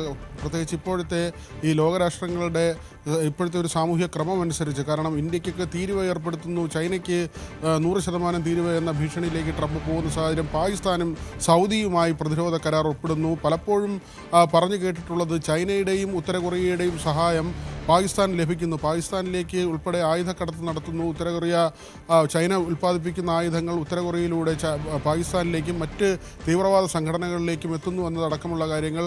അങ്ങനെയൊക്കെ ഉള്ള ചർച്ചകൾ നടക്കുന്നതിനിടെയാണ് ഇപ്പോൾ ഈ പാകിസ്ഥാൻ ആണവ പരീക്ഷണം അത് ഭൂമിക്കടിയിൽ രഹസ്യമായി നടത്തുന്നു എന്നാണ് ട്രംപ് പറയുന്നത്. ആണവ നിരായുധീകരണത്തെക്കുറിച്ചുള്ള ചർച്ചകൾ ഒരു വശത്ത് ശക്തമായി നിൽക്കുമ്പോഴാണ് ഇത്തരത്തിൽ ട്രംപിൻ്റെ വെളിപ്പെടുത്തലെന്നതും ശ്രദ്ധേയമാണ്. തങ്ങളും നടത്തുന്നു, മറ്റുള്ളവർ അത് പറയുന്നില്ല, പക്ഷേ തങ്ങൾ തുറന്നു പറയുന്നു. അതുകൊണ്ട് അമേരിക്കയ്ക്ക് ഇക്കാര്യത്തിൽ നിന്ന് മാറി നിൽക്കാൻ കഴിയില്ല എന്നൊരു കാര്യമാണ് ട്രംപ് വ്യക്തമാക്കുന്നത്. US, Russia, UK, France, China, India, Pakistan, ഉത്തര കൊറിയ, ഇസ്രയേൽ എന്നീ 9 രാജ്യങ്ങളാണ് ഇപ്പോൾ ആണവ ശക്തികളായി ലോക രാഷ്ട്രങ്ങൾക്കിടയിലുള്ളത്. അവിടെയാണ് സൗദിയെപ്പോലെ സമ്പന്നമായ ഒരു രാഷ്ട്രം. അവർക്ക് മുസ്ലിം രാജ്യങ്ങൾ മുഴുവൻ അമേരിക്കയുടെ അല്ലെങ്കിൽ ഇസ്രായേലിൻ്റെ ഭീതിയിലേക്ക് വരുന്ന ഒരു സാഹചര്യമുണ്ട്. മിഡിൽ ഈസ്റ്റിലാകെ തന്നെ അത്തരത്തിലൊരു ഭീതി നിലനിൽക്കുന്ന സാഹചര്യത്തിലാണ് സൗദി പാകിസ്ഥാനുമായി ഒരു പ്രതിരോധ കരാറിലേക്ക് പോകുന്നത്. പാകിസ്ഥാനെ സംബന്ധിച്ച് സാമ്പത്തികമായി ബുദ്ധിമുട്ടുണ്ടെങ്കിലും ഈ ആണവ ശക്തി എന്ന നിലയിൽ അവരും നേരത്തെ തന്നെ ആ ഒരു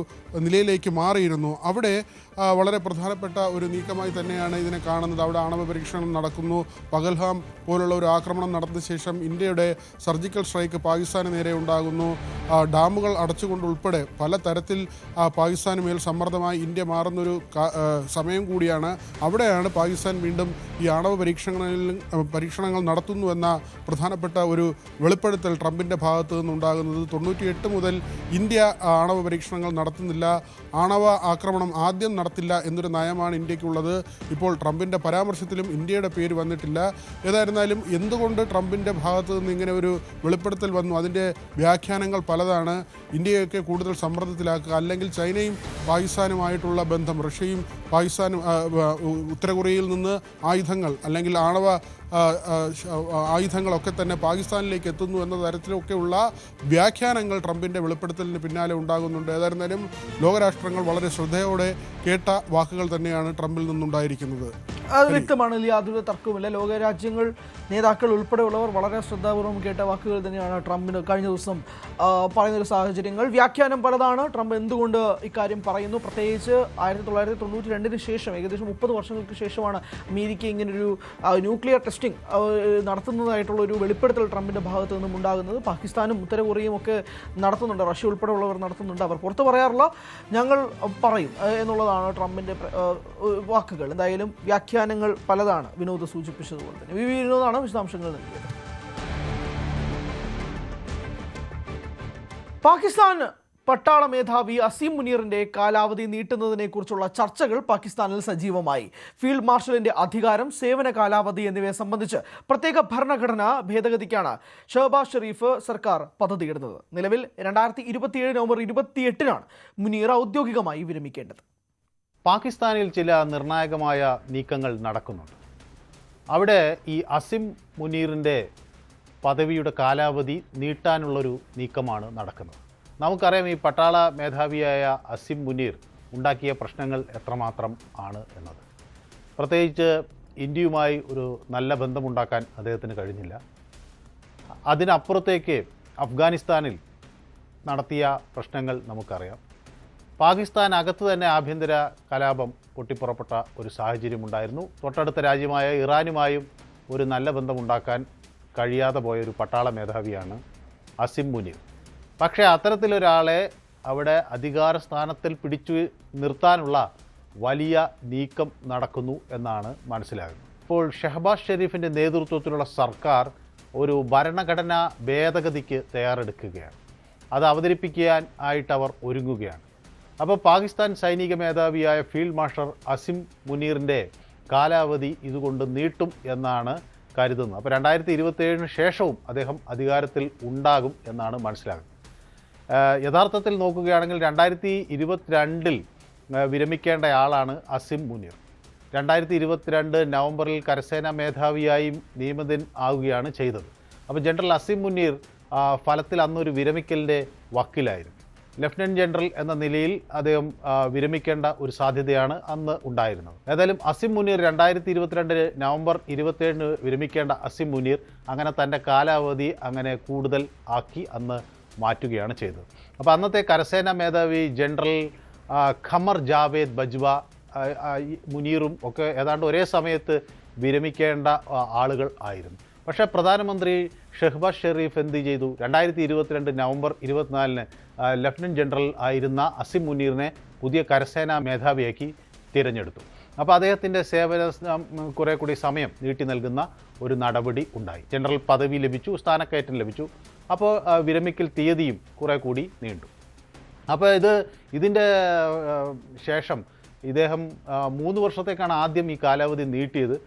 പിന്നീട് അത് 2024 അതായത് കഴിഞ്ഞ വർഷം ഒരു പ്രത്യേക നിയമം കൊണ്ടുവന്ന് അത് 5 വർഷത്തേക്ക് ആക്കുകയൊക്കെ ചെയ്തു.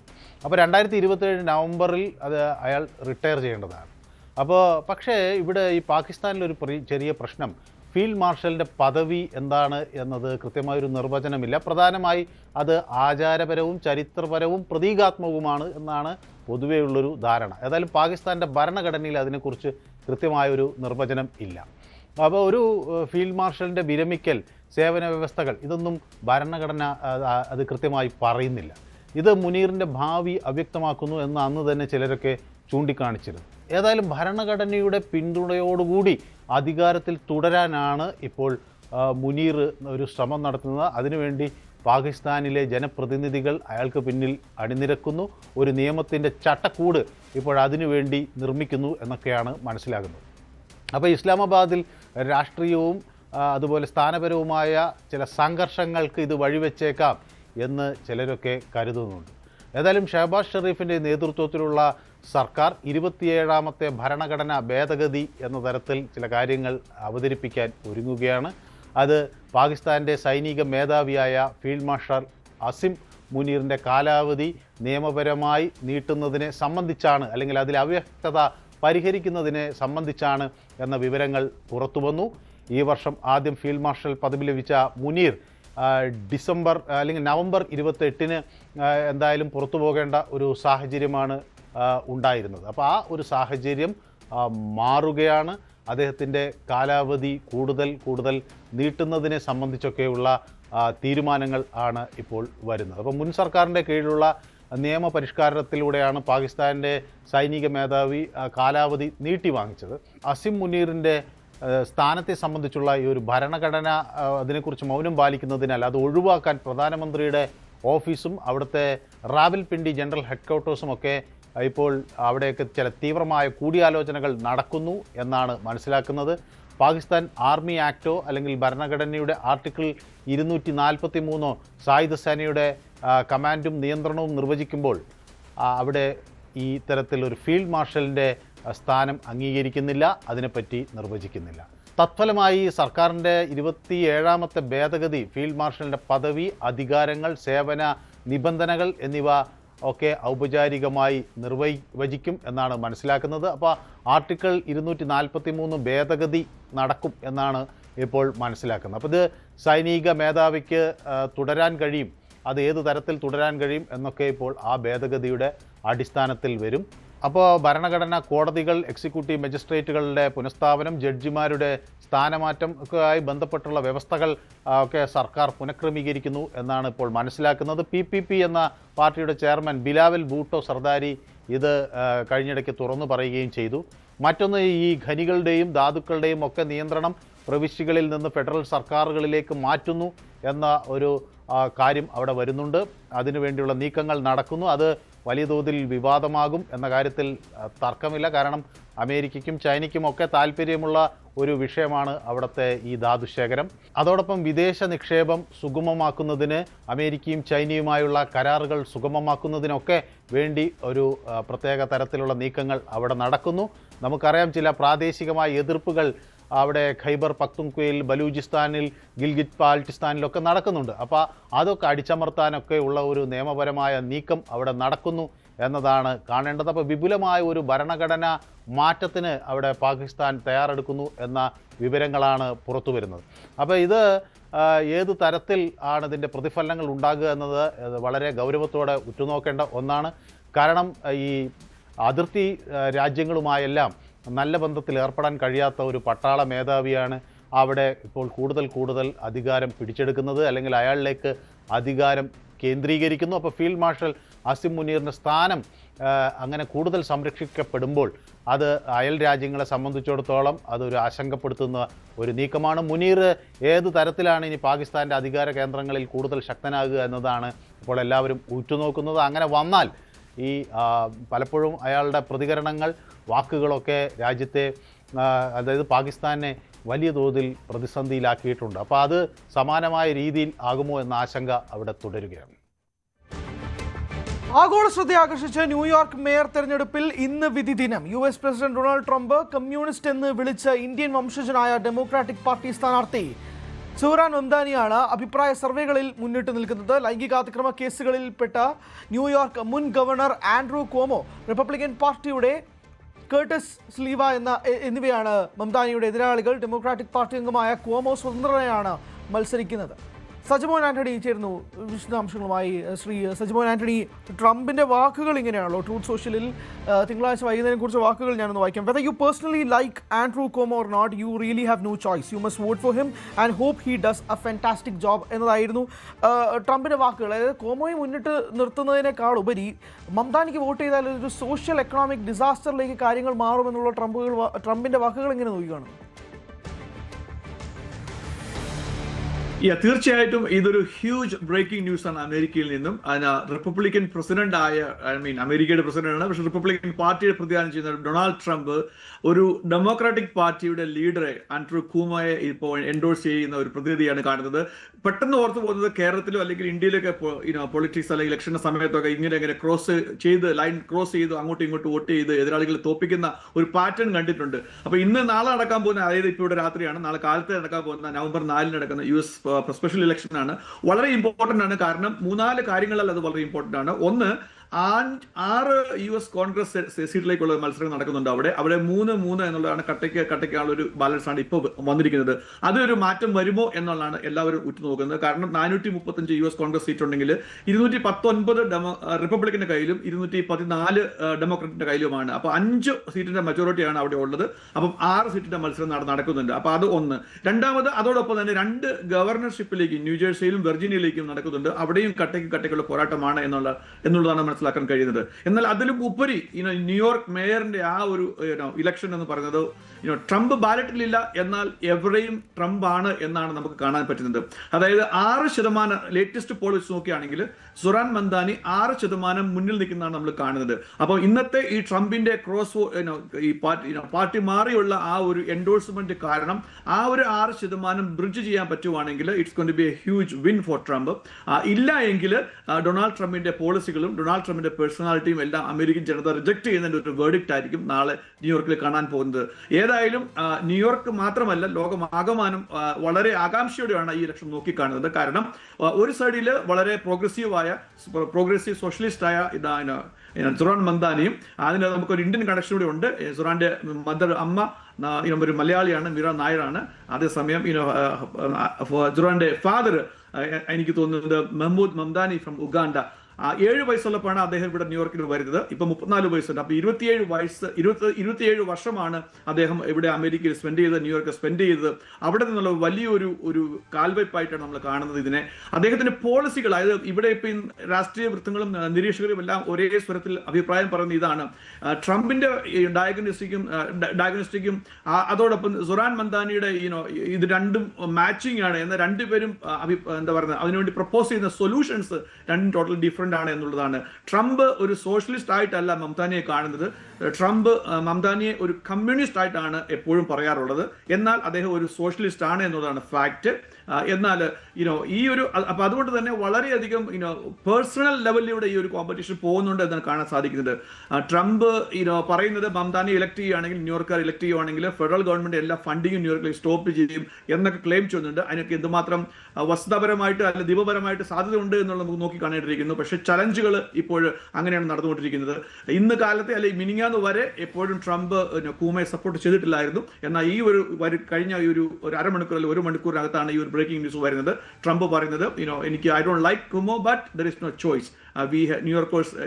ന്യൂയോർക്കേഴ്സിന് വേറൊരു ചോയ്സും ഇല്ല. അതുകൊണ്ടിട്ട് ക്രോസ് പാർട്ടി മാറി കൂമയ്ക്ക് വോട്ട് ചെയ്യണം എന്നാണ് ട്രംപ് ഇപ്പോൾ എല്ലാവരോടും ആവശ്യപ്പെടുന്നത്. അത് തന്നെയാണ് ട്രംപിൻ്റെ അങ്ങനെ ഒരു ആവശ്യം. കോമോയെ തിരഞ്ഞെടുക്കുക, അല്ലാതെ വേറെ വഴിയില്ല എന്നുള്ള ട്രംപിൻ്റെ ആവശ്യം. അതെങ്ങനെയായിരിക്കാം ജനത മുന്നോട്ട് നോക്കുക എന്നുള്ള ഒരു വലിയ ചോദ്യം കൂടി ഉണ്ടല്ലോ. പ്രത്യേകിച്ച് ഈ പാർട്ടി മാറിയുള്ള ട്രംപിൻ്റെ ഈ ഒരു പ്രഖ്യാപനം കൂടി വരുന്നതോടുകൂടി അതെങ്ങനെ ജനങ്ങൾ വിലയിരുത്തുമെന്നാണ് കണക്കാക്കുന്നത്. പ്രത്യേകിച്ച് മംദാനി മുന്നിട്ട് നിൽക്കുന്നു എന്നുള്ളതാണ് സർവേ ഫലങ്ങളെല്ലാവരും നമ്മൾ ഉറ്റുനോക്കുന്നത്. കോമോയ്ക്ക് വേണ്ടിയിട്ട് ട്രംപ് തന്നെ രംഗത്തെത്തുമ്പോൾ എത്ര ശതമാനം വോട്ടുകൾ പിടിച്ചു കഴിഞ്ഞാൽ ട്രംപിൻ്റെ ഈ ഒരു വാക്കുകൾക്ക് വിലയുണ്ടാകുന്നു അല്ലെങ്കിൽ വില കൽപ്പിക്കുന്നുണ്ടെന്ന് വേണം കണക്കാക്കാൻ? 6% ഇപ്പൊ മംദാനിയും കോമോയും തമ്മിലുള്ള ഒരു വ്യത്യാസം ഈ ഇലക്ഷന്റെ പോൾസ്റ്റേഴ്സിന്റെ സർവേകൾ നമ്മൾ നോക്കുകയാണെങ്കിൽ. അപ്പോൾ ട്രംപിന്റെ ഇന്നത്തെ ഈ ഒരു മലക്കം മറിച്ചിൽ ഈ 6% ബ്രിഡ്ജ് ചെയ്യാൻ പറ്റുവാണെങ്കിൽ മാത്രമേ മംദാനി തോൽപ്പിക്കാൻ പറ്റത്തുള്ളൂ. എന്നാൽ മംദാനി തുടക്കം മുതലേ പറയുന്ന ഒരു കാര്യമുണ്ട്. ട്രംപിന്റെ ഒരു കാൻഡിഡേറ്റ് ആണ് കൂമ. അവർ പരസ്പരം ഇത് അങ്ങനെയാണ്. പക്ഷെ അവർ എന്താ പറയുക, രണ്ടുപേരും പബ്ലിക്കലി എൻഡോഴ്സ് ചെയ്യാത്ത കാര്യമേ ഉള്ളൂ. പബ്ലിക്കലി എൻഡോഴ്സ് ചെയ്തിട്ടില്ല മാത്രമേ ഉള്ളൂ. എന്നാൽ ട്രംപിന്റെ കാൻഡിഡേറ്റ് ആണ് കൂമ എന്നുള്ള രീതിയിലാണ് മംദാനിയുടെ ക്യാമ്പയിന്റെ കഴിഞ്ഞ ഏതാനും ആഴ്ചകളായിട്ട് എംഫോസിസ് ചെയ്തുകൊണ്ടിരിക്കുന്നത്. ഇപ്പോൾ ഞാൻ ഒരു ഫ്യൂ മിനിറ്റ്സിന് മുമ്പ് അദ്ദേഹത്തിന്റെ ഒരു ന്യൂസ് കോൺഫറൻസ് ശ്രദ്ധിക്കുകയുണ്ടായി. അദ്ദേഹം പറയുന്നത് അതിനെ ആ ഒരു പോയിന്റിനെ അടിവരയിട്ട് ആണ് ഒന്നുകൂടെ പറഞ്ഞത്. ഞാൻ നിങ്ങളോട് നേരത്തെ പറഞ്ഞല്ലോ, ആഴ്ചകളായിട്ട് പറയുന്നുണ്ടല്ലോ, മാസങ്ങളായിട്ട് പറഞ്ഞല്ലോ, ട്രംപിന്റെ കാൻഡിഡേറ്റ് ആണ് കൂമോ. അപ്പം അവർ തമ്മിലുള്ള പേഴ്സണാലിറ്റി രണ്ടുപേർക്കും ലൈംഗിക അപവാദങ്ങളും കാര്യങ്ങളൊക്കെ ട്രംപിനും ഉണ്ടായിട്ടുണ്ട്, കൂമയ്ക്കും ഉണ്ടായിട്ടുണ്ട്. അപ്പൊ അതായിരിക്കും അവരുടെ കെമിസ്ട്രി എന്നൊക്കെ പറഞ്ഞ് അദ്ദേഹത്തെ ആക്ഷേപിക്കുന്ന, അദ്ദേഹത്തെ പറ്റി അങ്ങനെയുള്ള കമന്റുകളൊക്കെ ഞങ്ങൾ കേൾക്കുകയുണ്ടായി. ഏതായാലും ന്യൂയോർക്കിൽ ഒരു ബേസ്, സാധാരണക്കാർ ഒരു ബേസിന്റെ ഒരു വലിയൊരു എനർജി മംദാനിക്ക് ക്രിയേറ്റ് ചെയ്യാൻ പറ്റി എന്നുള്ള കാര്യത്തിൽ സംശയമില്ല. കാരണം അദ്ദേഹത്തിന്റെ സോഷ്യൽ മീഡിയയിലും ഫുൾ സ്വിംഗ് ആണ്. സോഷ്യൽ മീഡിയ റീൽസ്, ടിക്ടോക്ക്, അങ്ങനെയുള്ള ലേറ്റസ്റ്റ് ആയിട്ടുള്ള എല്ലാം, ഇൻസ്റ്റാഗ്രാം, എല്ലാം അങ്ങനെയുള്ള എല്ലാ കാര്യങ്ങളും ഉപയോഗിച്ചുകൊണ്ടാണ് ഒരു ക്യാമ്പയിനാണ് ഈ എന്താ പറയുക മംദാനി ലീഡ് ചെയ്യുന്നത്. കാരണം പ്രൈമറിയുടെ സമയത്ത് തന്നെ ഈ ഒരു സബ്ജക്റ്റിൽ ഒരു ക്വസ്റ്റ്യൻസ് ഉണ്ടായിരുന്നു. ആ സമയത്ത് കൂമയോട് ചോദിച്ചു എന്തായിരുന്നു താങ്കൾക്ക് ഇനി ഫർദർ ഇംപ്രൂവ്മെന്റ് ചെയ്യേണ്ടതെന്ന് ചോദിച്ചപ്പോൾ അദ്ദേഹം പറഞ്ഞത് മേ ബി സോഷ്യൽ മീഡിയയിൽ എനിക്ക് മംദാനെ തോപ്പിക്കാൻ പറ്റിയിട്ടില്ല. അപ്പൊ ആ ഒരു നെക്സ്റ്റ് ലെവൽ ക്യാമ്പയിനിലേക്ക് അതിലും ഈക്വൽ ആയിട്ട് ചെയ്യാൻ പറ്റും എന്ന് നോക്കും എന്നൊക്കെയായിരുന്നു അദ്ദേഹം പറഞ്ഞിരുന്നത്. ഏതായാലും ഇത് ഇഞ്ചോടുള്ള പോരാട്ടം ആയിരുന്നു തുടക്കം മുതലേ. എങ്കിലും ആക്ച്വലി തുടക്കത്തിൽ നല്ലൊരു ലാൻഡ് സ്ലൈഡിൽ മാർജിൻ ഉണ്ടായിരുന്നു. അതിനുശേഷമായിരുന്നു മംദാനിക്ക് ആ മാർജിൻ കീപ്പ് ചെയ്തു. എന്നാൽ ഈ അടിയൊഴുക്കുകൾ, രാഷ്ട്രീയ അടിയൊഴുക്കുകൾ കാരണം അല്ലെങ്കിൽ പൊളിറ്റിക്കൽ അടിയൊഴുക്കുകൾ കാരണം അത് മാറി മറിയുന്ന ഒരു സിറ്റുവേഷനാണ് വന്നുകൊണ്ടിരിക്കുന്നത്. എന്തായാലും എനിക്ക് തോന്നുന്നത് ട്രംപിന്റെ ഒരു ആഹ്വാനം കേട്ടിട്ട് ഇപ്പം റിപ്പബ്ലിക്കൻസ് എല്ലാം അങ്ങ് മറിക്കുകയാണെങ്കിൽ ഏകദേശം 16% ലീഡാണ്, 16% വോട്ടിന്റെ പെർസെന്റേജ് ആണ് കർട്ടിസ് ലീ റിപ്പബ്ലിക്കൻ പാർട്ടിയുടെ ഒഫീഷ്യൽ കാൻഡിഡേറ്റ് ഇപ്പൊ ക്യാരി ചെയ്തത്.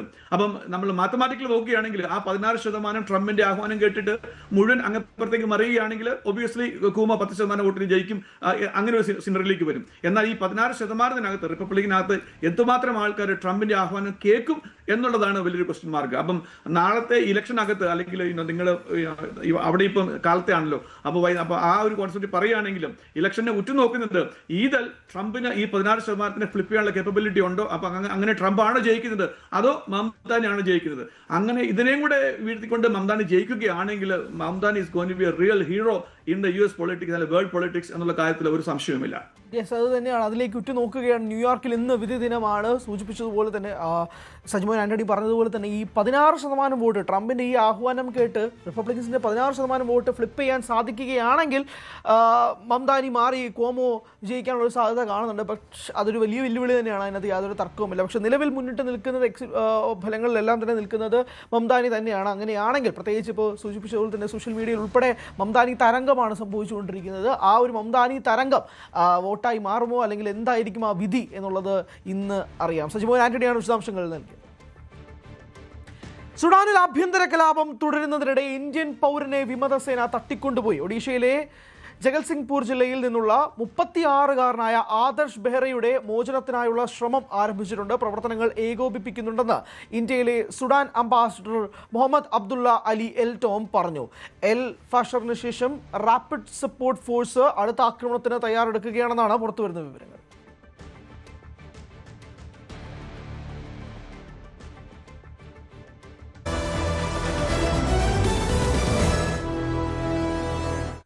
നമ്മൾ ഇനി സ്പെഷ്യൽ ഡേ സെഗ്മെന്റിലേക്ക് പോവുക. പോത്തങ്കോട് വഴക്കാട് സ്വദേശികളായ അനു രമ്യ ദമ്പതികളുടെ മകൻ അതിരഥിന്റെ 12ാം ജന്മദിനമാണ് ഇന്ന്. ആശംസകൾ അറിയിക്കുന്നത് അച്ഛൻ, അമ്മ, മറ്റ് കുടുംബാംഗങ്ങൾ ചേർന്നാണ്. അതിരഥ്, ഹാപ്പി ബർത്ത്ഡേ.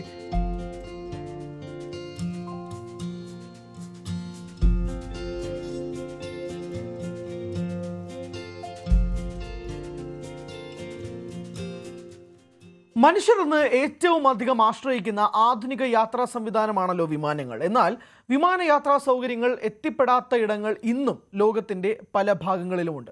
അത് ഏതൊക്കെ ഇടങ്ങളാണ് എന്നുള്ളത് നോക്കി വരാം. ആ റിപ്പോർട്ടോടുകൂടി ഇന്നത്തെ രാവിലെ പൂർണ്ണമാവുന്നു. നമസ്കാരം. നാം ജീവിക്കുന്ന ആധുനിക ലോകം സഞ്ചാരത്തിന്റെ ലോകമാണ്. ഭൂമിയുടെ ഒരറ്റത്ത് നിന്ന് മറ്റേ അറ്റത്തേക്ക് മണിക്കൂറുകൾക്കുള്ളിൽ പറന്നെത്താൻ വിമാനയാത്ര നമ്മെ സഹായിക്കുന്നു. ഒരു രാജ്യത്തിന്റെ വ്യാവസായിക വളർച്ചയുടെയും വിനോദസഞ്ചാരത്തിന്റെയും നട്ടെല്ലാണ് വിമാനത്താവളങ്ങൾ. എന്നിട്ടും ലോക ഭൂപടത്തിൽ ആഗോള വ്യോമയാന ശൃംഖലയ്ക്ക് ഇന്നും തൊടാൻ കഴിയാത്ത ചില കോണുകളുണ്ട്. ഭൂമിശാസ്ത്രപരമായ വെല്ലുവിളികൾ, സ്ഥലപരിമിതി, ചരിത്രപരമായ കാരണങ്ങൾ, അല്ലെങ്കിൽ ജീവിത രീതികളോടുള്ള പ്രതിബദ്ധത എന്നിവയാൽ ഇന്നും ഒരു വിമാനത്താവളം പോലും സ്വന്തമായി ഇല്ലാത്ത 6 കൊച്ചു രാജ്യങ്ങൾ. ഇവ വെറുമൊരു കൗതുകമല്ല, മറിച്ച് മനുഷ്യന്റെ നിർമ്മാണ വൈദഗ്ധ്യത്തെ പോലും വെല്ലുവിളിക്കുന്ന പ്രകൃതിയുടെ ഒരു ഓർമ്മപ്പെടുത്തൽ കൂടിയാണ്. ഫ്രാൻസിനും സ്പെയിനിനുമിടയിൽ യൂറോപ്പിലെ പൈറനീസ് പർവ്വതനിരകളിൽ ഒളിച്ചിരിക്കുന്ന ഒരു കൊച്ചു രാജ്യമാണ് ആൻഡോറ. വിമാനത്താവളമില്ലാത്ത രാജ്യങ്ങളിൽ ഏറ്റവും വലുത് എന്ന സ്ഥാനവും ആൻഡോറയ്ക്കാണ്. ഒരു വിമാനത്താവളമില്ലാത്തതിന്റെ പ്രധാന കാരണം അവിടത്തെ ദുർഘടമായ ഭൂപ്രകൃതിയും കുത്തനെയുള്ള മലനിരകളുമാണ്. ഒരു വാണിജ്യ വിമാനത്താവളം സ്ഥാപിക്കാൻ പരന്നതും നീളമുള്ളതുമായ ഒരു റൺവേ അത്യാവശ്യമാണ്. എന്നാൽ പർവ്വതങ്ങളുടെ അഗാധമായ താഴ്വരകളിൽ അതിനുള്ള സ്ഥലം കണ്ടെത്തുക അസാധ്യമാണ്. മാത്രമല്ല അവിടുത്തെ സ്ഥിരമല്ലാത്ത കാലാവസ്ഥയും ഉയരം കൂടിയ പ്രദേശങ്ങളിലെ കുറഞ്ഞ ഓക്സിജൻ സാന്ദ്രതയും വിമാനങ്ങളുടെ ടേക്ക് ഓഫ്, ലാൻഡിംഗ് എന്നിവ അതിദുഷ്കരമാക്കും. ലോകത്തിലെ ഏറ്റവും വലിയ വിമാനത്താവള റൺവേകൾ പോലും ഇന്ന് കുന്നുകൾ ഇടിച്ചു നിരത്തിയാണ് നിർമ്മിക്കപ്പെടുന്നത്. എന്നാൽ അൻഡോറയുടെ കാര്യത്തിൽ അത്രയും വലിയ നിർമ്മാണ പ്രവർത്തനങ്ങൾ രാജ്യത്തിന്റെ മൊത്തം ഭൂപ്രകൃതിയെ തന്നെ തകിടം മറിക്കുന്നതും ചെലവേറിയതുമാകും. അതുകൊണ്ട് അൻഡോറയിലേക്കുള്ള യാത്രക്കാർ പ്രധാനമായും ആശ്രയിക്കുന്നത് സ്പെയിനിലെ ബാഴ്സലോണയിലോ ഫ്രാൻസിലെ ടൗലൌസിലോ ഉള്ള വിമാനത്താവളങ്ങളെയാണ്. അവിടെ നിന്ന് മലയിടുക്കുകളിലൂടെ വളഞ്ഞു പൊളഞ്ഞു പോകുന്ന റോഡുകളിലൂടെ മണിക്കൂറുകൾ യാത്ര ചെയ്ത് വേണം ഈ ട്യൂഷി രാജ്യത്തെത്താൻ.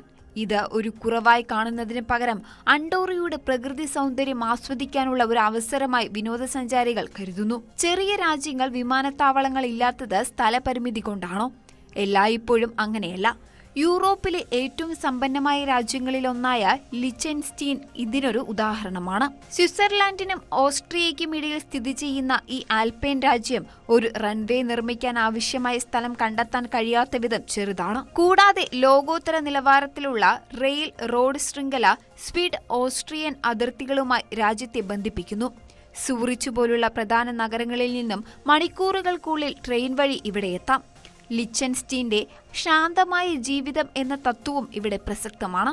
വിമാനത്താവളത്തിന്റെ നിർമ്മാണവും അതിന്റെ നിരന്തരമായ പ്രവർത്തനവും ഉണ്ടാക്കുന്ന ശബ്ദ മലിനീകരണവും അന്തരീക്ഷ മലിനീകരണവും അവരുടെ ജീവിത രീതിക്ക് വിഘാതമാകും. വിമാനയാത്ര ഒഴിവാക്കി പ്രകൃതിയോട് ഇഴചേർന്നുള്ള റെയിൽ യാത്രയ്ക്ക് അവർ പ്രാധാന്യം നൽകുന്നു. അതുപോലെ ലോകത്തിലെ ഏറ്റവും പഴയ റിപ്പബ്ലിക്കുകളിൽ ഒന്നായ സാൻ മാരിനോ ടൈറ്റാനോ എന്ന മലയുടെ മുകളിലാണ് സ്ഥിതി ചെയ്യുന്നത്. പർവ്വത പ്രദേശത്തിന്റെ കുത്തനെയുള്ള ചെരുവുകൾ ഒരു വിമാനത്താവളം സ്ഥാപിക്കുന്നതിന് യോജിച്ചതല്ല. എന്നാൽ സാൻ മാരിനോയുടെ അതിർത്തിയിൽ നിന്നും കഷ്ടിച്ച് 15 കിലോമീറ്റർ മാത്രം അകലെയായി ഇറ്റലിയിലെ റിമിനി വിമാനത്താവളം നിലകൊള്ളുന്നു. ഒരു വിമാനത്താവളത്തിന് വേണ്ടി സ്വന്തം പ്രകൃതിയെ മാറ്റിമറിക്കുന്നതിന് പകരം അയൽ രാജ്യത്തിന്റെ മികച്ച സൗന്ദര്യം പ്രയോജനപ്പെടുത്തുക എന്ന പ്രായോഗിക സമീപനമാണ് സാൻ മാരിനോ പിന്തുടരുന്നത്. ചില രാജ്യങ്ങളിൽ വിമാനത്താവളങ്ങൾക്ക് പകരം ഹെലികോപ്റ്റർ സർവീസുകളാണ് പ്രധാന വ്യോമയാന മാർഗം. ലോകത്തിലെ ഏറ്റവും ജനസാന്ദ്രതയുള്ള വെറും 2 ചതുരശ്ര കിലോമീറ്റർ വിസ്തൃതിയുള്ള രാജ്യമാണ് മൊണാക്കോ. ആഡംബര കപ്പലുകളും കാസിനോകളും ഉയരമുള്ള കെട്ടിടങ്ങളും നിറഞ്ഞ മൊണാക്കോയിൽ വിമാനത്താവളത്തിന് സ്ഥലം കണ്ടെത്തുക എന്നത് അക്ഷരാർത്ഥത്തിൽ അസാധ്യമാണ്. എന്നാൽ സമ്പന്നർക്ക് വേണ്ടി മൊണാക്കോ ഇതിനൊരു ബദൽ കണ്ടെത്തി: ഹെലികോപ്റ്റർ. സമീപത്തുള്ള ഫ്രഞ്ച് വിമാനത്താവളമായ നെയ്സ് കോട്ട് ഡി അസൂർ വിമാനത്താവളത്തിൽ നിന്നും 7 മിനിറ്റിനുള്ളിൽ ഹെലികോപ്റ്റർ വഴി മൊണാക്കോയിലെത്താം. ഭൂമിശാസ്ത്രപരമായ പരിമിതികളെ ധനം കൊണ്ട് മറികടക്കുന്നതിന്റെ മികച്ച ഉദാഹരണമാണിത്. ലംബമായി പറന്നുയരാനും ലാൻഡ് ചെയ്യാനുമുള്ള ഹെലികോപ്റ്ററിന്റെ ശേഷി മൊണാക്കോ പോലുള്ള ചെറിയ രാജ്യങ്ങൾക്ക് അനുഗ്രഹമാണ്. അതുപോലെ ലോകത്തിലെ ഏറ്റവും ചെറിയ രാജ്യമായ വത്തിക്കാൻ സിറ്റിയിലെ ഏക വ്യോമയാന സൗകര്യം ഒരു ഹെലിപോർട്ട് മാത്രമാണ്. റോമൻ കത്തോലിക്ക സഭയുടെ ആത്മീയ കേന്ദ്രമായ ഈ നഗരം രാജ്യത്തിന്റെ പ്രധാന ആവശ്യങ്ങൾക്കായി പോപ്പിനും ഉന്നത ഉദ്യോഗസ്ഥർക്കും യാത്ര ചെയ്യാനാണ് ഉപയോഗിക്കുന്നത്. ടൂറിസ്റ്റുകൾക്ക് ഇറ്റലിയിലെ റോമിൽ വിമാനമിറങ്ങി റോഡ് മാർഗം വത്തിക്കാനിലേക്ക് പ്രവേശിക്കാം. വത്തിക്കാൻ ഒരു മതകേന്ദ്രമായതിനാൽ വാണിജ്യ വിമാന സർവീസുകൾ ഇവിടെ അപ്രസക്തവുമാണ്. ഇതുവരെ പറഞ്ഞ രാജ്യങ്ങൾ യൂറോപ്പിലെ ചെറിയ രാജ്യങ്ങളാണ് എങ്കിൽ ശാന്തസമുദ്രത്തിലെ ദ്വീപ് സമൂഹമായ കിരിബതിയുടെ പ്രശ്നം തീർത്തും വ്യത്യസ്തമാണ്. 33 പവിഴപ്പുറ്റുകളുള്ള ഈ രാജ്യം പല ചെറിയ തുണ്ടുകളായി ചിതറിക്കിടക്കുകയാണ്. തലസ്ഥാനമായ താവരയിൽ ഒരു അന്താരാഷ്ട്ര വിമാനത്താവളം ഉണ്ടെങ്കിലും മറ്റ് ദ്വീപുകളിൽ ഭൂരിഭാഗത്തും വ്യോമയാന സൗകര്യങ്ങളില്ല. ഇവിടെ ഒരു രാജ്യം ഒരു വിമാനത്താവളം എന്നല്ല, ഒരു രാജ്യം പല ദ്വീപുകൾ പരിമിതമായ സൗകര്യങ്ങൾ എന്നതാണ് യാഥാർത്ഥ്യം. റൺവേ നിർമ്മിക്കാൻ ആവശ്യമായ പരന്ന സ്ഥലമില്ലാത്ത ദ്വീപുകളിലേക്ക് ചരക്കുകൾക്കും യാത്രക്കാർക്കുമായി ബോട്ടുകളെയാണ് പൂർണ്ണമായും ആശ്രയിക്കുന്നത്. കാലാവസ്ഥാ വ്യതിയാനം മൂലം ഭീഷണിയുള്ള ഈ ദ്വീപുകൾക്ക് വിമാനത്താവളങ്ങൾ നിർമ്മിക്കുന്നതിനേക്കാൾ പ്രാധാന്യം മറ്റ് അടിസ്ഥാന സൗകര്യങ്ങൾ ഒരുക്കുന്നതിനാണ്. വിമാനത്താവളങ്ങളില്ലാത്ത ഈ രാജ്യങ്ങളെ സഞ്ചാരി സൗഹൃദമില്ലാത്ത രാജ്യങ്ങളായി കണക്കാക്കണോ? ഇല്ല. ഈ രാജ്യങ്ങൾ അതിന്റെ വ്യോമയാന പരിമിതികളെ തങ്ങളുടെ അതുല്യമായ സ്വത്തമായി നിലനിർത്തുന്നു. വിമാനത്താവളങ്ങൾ ഒഴിവാക്കുന്നതിലൂടെ ഈ രാജ്യങ്ങൾ അമിതമായ ആഗോളവൽക്കരണത്തിൽ നിന്നും തിരക്കുകളിൽ നിന്നും ഒരു പരിധിവരെ മുക്തമാകുന്നു. ഇത് അവിടത്തെ പരമ്പരാഗതമായ ജീവിത രീതികളെയും സാംസ്കാരിക തനിമയെയും സംരക്ഷിക്കാൻ സഹായിക്കുന്നു. ഈ രാജ്യങ്ങളിലേക്കുള്ള യാത്ര റോഡ്, ട്രെയിൻ, ബോട്ട് മാർഗമായതിനാൽ യാത്രികർക്ക് യാത്രയെ കൂടുതൽ ആസ്വദിക്കാനും പ്രകൃതിയുമായി കൂടുതൽ അടുക്കാനും സാധിക്കുന്നു. ഇത് എലൈറ്റ് ടൂറിസത്തെ പ്രോത്സാഹിപ്പിക്കുന്നു. വിമാനത്താവളങ്ങൾ ഉണ്ടാക്കുന്ന പാരിസ്ഥിതിക ആഘാതങ്ങളിൽ നിന്നും ഈ രാജ്യങ്ങൾ മുക്തമാണ്. വിമാനത്താവളങ്ങളില്ലാത്ത ഈ കൊച്ചു രാജ്യങ്ങൾ ലോകത്തിന് നൽകുന്ന സന്ദേശം വ്യക്തമാണ്. സാങ്കേതിക വിദ്യ എത്ര വളർന്നാലും ഭൂമിയുടെ ചില നിയമങ്ങളെ നാം അംഗീകരിച്ചേ മതിയാകൂ. വേഗത്തിൽ പറന്നെത്തുന്നതിന് പകരം പതുക്കെ സഞ്ചരിച്ച് ഭൂമിയുടെ സൗന്ദര്യം ആസ്വദിക്കാനുള്ള ഒരു ക്ഷണമാണ് ഈ രാജ്യങ്ങൾ യാത്രക്കാർക്ക് നൽകുന്നത്. Andorra, Liechtenstein, Monaco, San Marino, Vatican City, Kiribati എന്നീ രാജ്യങ്ങൾ തങ്ങളുടെ വ്യോമയാന പരിമിതികളെ അതിജീവിച്ച് തനതായ സൗന്ദര്യത്താലും സ്വത്വത്താലും ലോക ഭൂപടത്തിൽ തലയുയർത്തി നിൽക്കുന്നു. ഭൂമിശാസ്ത്രപരമായ പരിമിതികളെ വെല്ലുവിളിക്കുന്നതിന് പകരം അതിനോട് പൊരുത്തപ്പെട്ട് മുന്നോട്ടു പോകുന്ന ഈ രാജ്യങ്ങൾ ആധുനിക ലോകത്ത് വേഗതയേക്കാൾ അതിജീവനത്തിനും തനിമയ്ക്കും പ്രാധാന്യം നൽകേണ്ടതിന്റെ പ്രാധാന്യം അടിവരയിടുന്നു. വിമാനത്താവളമില്ലാത്ത രാജ്യങ്ങളെക്കുറിച്ച് പറയുമ്പോൾ അന്താരാഷ്ട്ര തലത്തിൽ പൂർണ്ണമായോ ഭാഗികമായോ മാത്രം അംഗീകരിക്കപ്പെട്ട ചില പ്രദേശങ്ങളെക്കുറിച്ചുള്ള വസ്തുതകളും ശ്രദ്ധേയമാണ്. രാഷ്ട്രീയ സംഘർഷങ്ങളും അതിർത്തി തർക്കങ്ങളും കാരണം ഈ രാജ്യങ്ങളിലെ വിമാനത്താവളങ്ങൾ പ്രവർത്തനരഹിതമാകുകയോ അല്ലെങ്കിൽ പേരിന് മാത്രം നിലനിൽക്കുകയോ ചെയ്യുന്നു. അങ്ങനെ ഒരു രാജ്യമാണ് പാലസ്തീൻ. അന്താരാഷ്ട്ര സമൂഹം രാജ്യം എന്ന് അംഗീകരിക്കുന്ന പാലസ്തീനിൽ 4 വിമാനത്താവളങ്ങൾ ഉണ്ടായിരുന്നു. എന്നാൽ നിലവിലെ രാഷ്ട്രീയ സൈനിക സാഹചര്യങ്ങൾ കാരണം 2004 മുതൽ ഇവയൊന്നും പ്രവർത്തനക്ഷമമല്ല. ഗാസയിലെ യാസർ അറാഫത്ത് അന്താരാഷ്ട്ര വിമാനത്താവളം പോലുള്ളവ മുൻപ് പ്രവർത്തിച്ചിരുന്നുവെങ്കിലും നിലവിലെ സംഘർഷങ്ങൾ കാരണം ഇവിടെ വിമാന സർവീസുകൾ നടത്താൻ സാധിക്കാത്ത അവസ്ഥയാണ്. പാലസ്തീനിലേക്കുള്ള യാത്രകൾ പ്രധാനമായും അയൽ രാജ്യങ്ങളിലെ വിമാനത്താവളങ്ങൾ വഴിയും തുടർന്ന് കരമാർഗവുമാണ്. അടുത്തത് സഹ്രാവി അറബ് ഡെമോക്രാറ്റിക് റിപ്പബ്ലിക്കാണ്. പശ്ചിമ സഹാറ എന്ന തർക്കപ്രദേശത്തിന്റെ ഭാഗമാണിത്. ഇവിടെ നിരവധി വിമാനത്താവളങ്ങൾ ഉണ്ടെങ്കിലും അവയിൽ ഭൂരിഭാഗവും മൊറോക്കോയുടെ നിയന്ത്രണത്തിലുള്ള പ്രദേശങ്ങളിലാണ് സ്ഥിതി ചെയ്യുന്നത്. SADRന്റെ നിയന്ത്രണത്തിലുള്ള പ്രദേശങ്ങളിൽ ഡിഫാരിറ്റിക്കടുത്ത് ഒരു മൺപാത മാത്രമാണ് പേരിന് പോലും വിമാനമിറക്കാൻ സൗകര്യമായിട്ടുള്ളത്. രാഷ്ട്രീയ അതിർത്തികളാണ് ഇവിടെ വ്യോമഗതാഗതത്തിന്റെ വികസനത്തിന് തടസ്സം നിൽക്കുന്നത്. അടുത്തത് ട്രാൻസ്നിസ്ട്രിയയാണ്. അന്താരാഷ്ട്ര സമൂഹം മോൾഡോവയുടെ ഭാഗമായി കണക്കാക്കുന്ന ട്രാൻസ്നിസ്ട്രിയയിൽ തലസ്ഥാനമായ തിരാസ്പോൾ വിമാനത്താവളം നിലവിലുണ്ട്. എന്നാൽ ഈ വിമാനത്താവളത്തിൽ ക്രമമായുള്ള വാണിജ്യ വിമാന സർവീസുകൾ നിലവിലില്ല. രാഷ്ട്രീയപരമായ അംഗീകാരമില്ലായ്മയും സുരക്ഷാ ആശങ്കകളുമാണ് ഇതിന്റെ പ്രധാന കാരണം. അടുത്തത് ദക്ഷിണ ഒസേഷ്യയാണ്. വികസനമില്ലാത്ത രാജ്യമാണിത്. ജോർജിയൻ പ്രദേശമായി കണക്കാക്കപ്പെടുന്ന ദക്ഷിണ ഓസ്റ്റേഷ്യൻ കാര്യമായ വ്യോമയാന സൗകര്യങ്ങളോ വിമാനത്താവളങ്ങളോ ഇല്ലാത്ത പ്രദേശമാണ്. ഇവിടേക്കുള്ള യാത്രാമാർഗങ്ങൾ പൂർണ്ണമായും കരമാർഗം മാത്രമാണ്. ഈ രാജ്യങ്ങളുടെ കാര്യത്തിൽ ഭൂമിശാസ്ത്രപരമായ തടസ്സങ്ങളേക്കാൾ രാഷ്ട്രീയ അസ്ഥിരതയും അന്താരാഷ്ട്ര നിയമപരമായ അംഗീകാരമില്ലായ്മയുമാണ് വിമാനത്താവളങ്ങളുടെ പ്രവർത്തനത്തിന് പ്രധാന വെല്ലുവിളിയാകുന്നത്.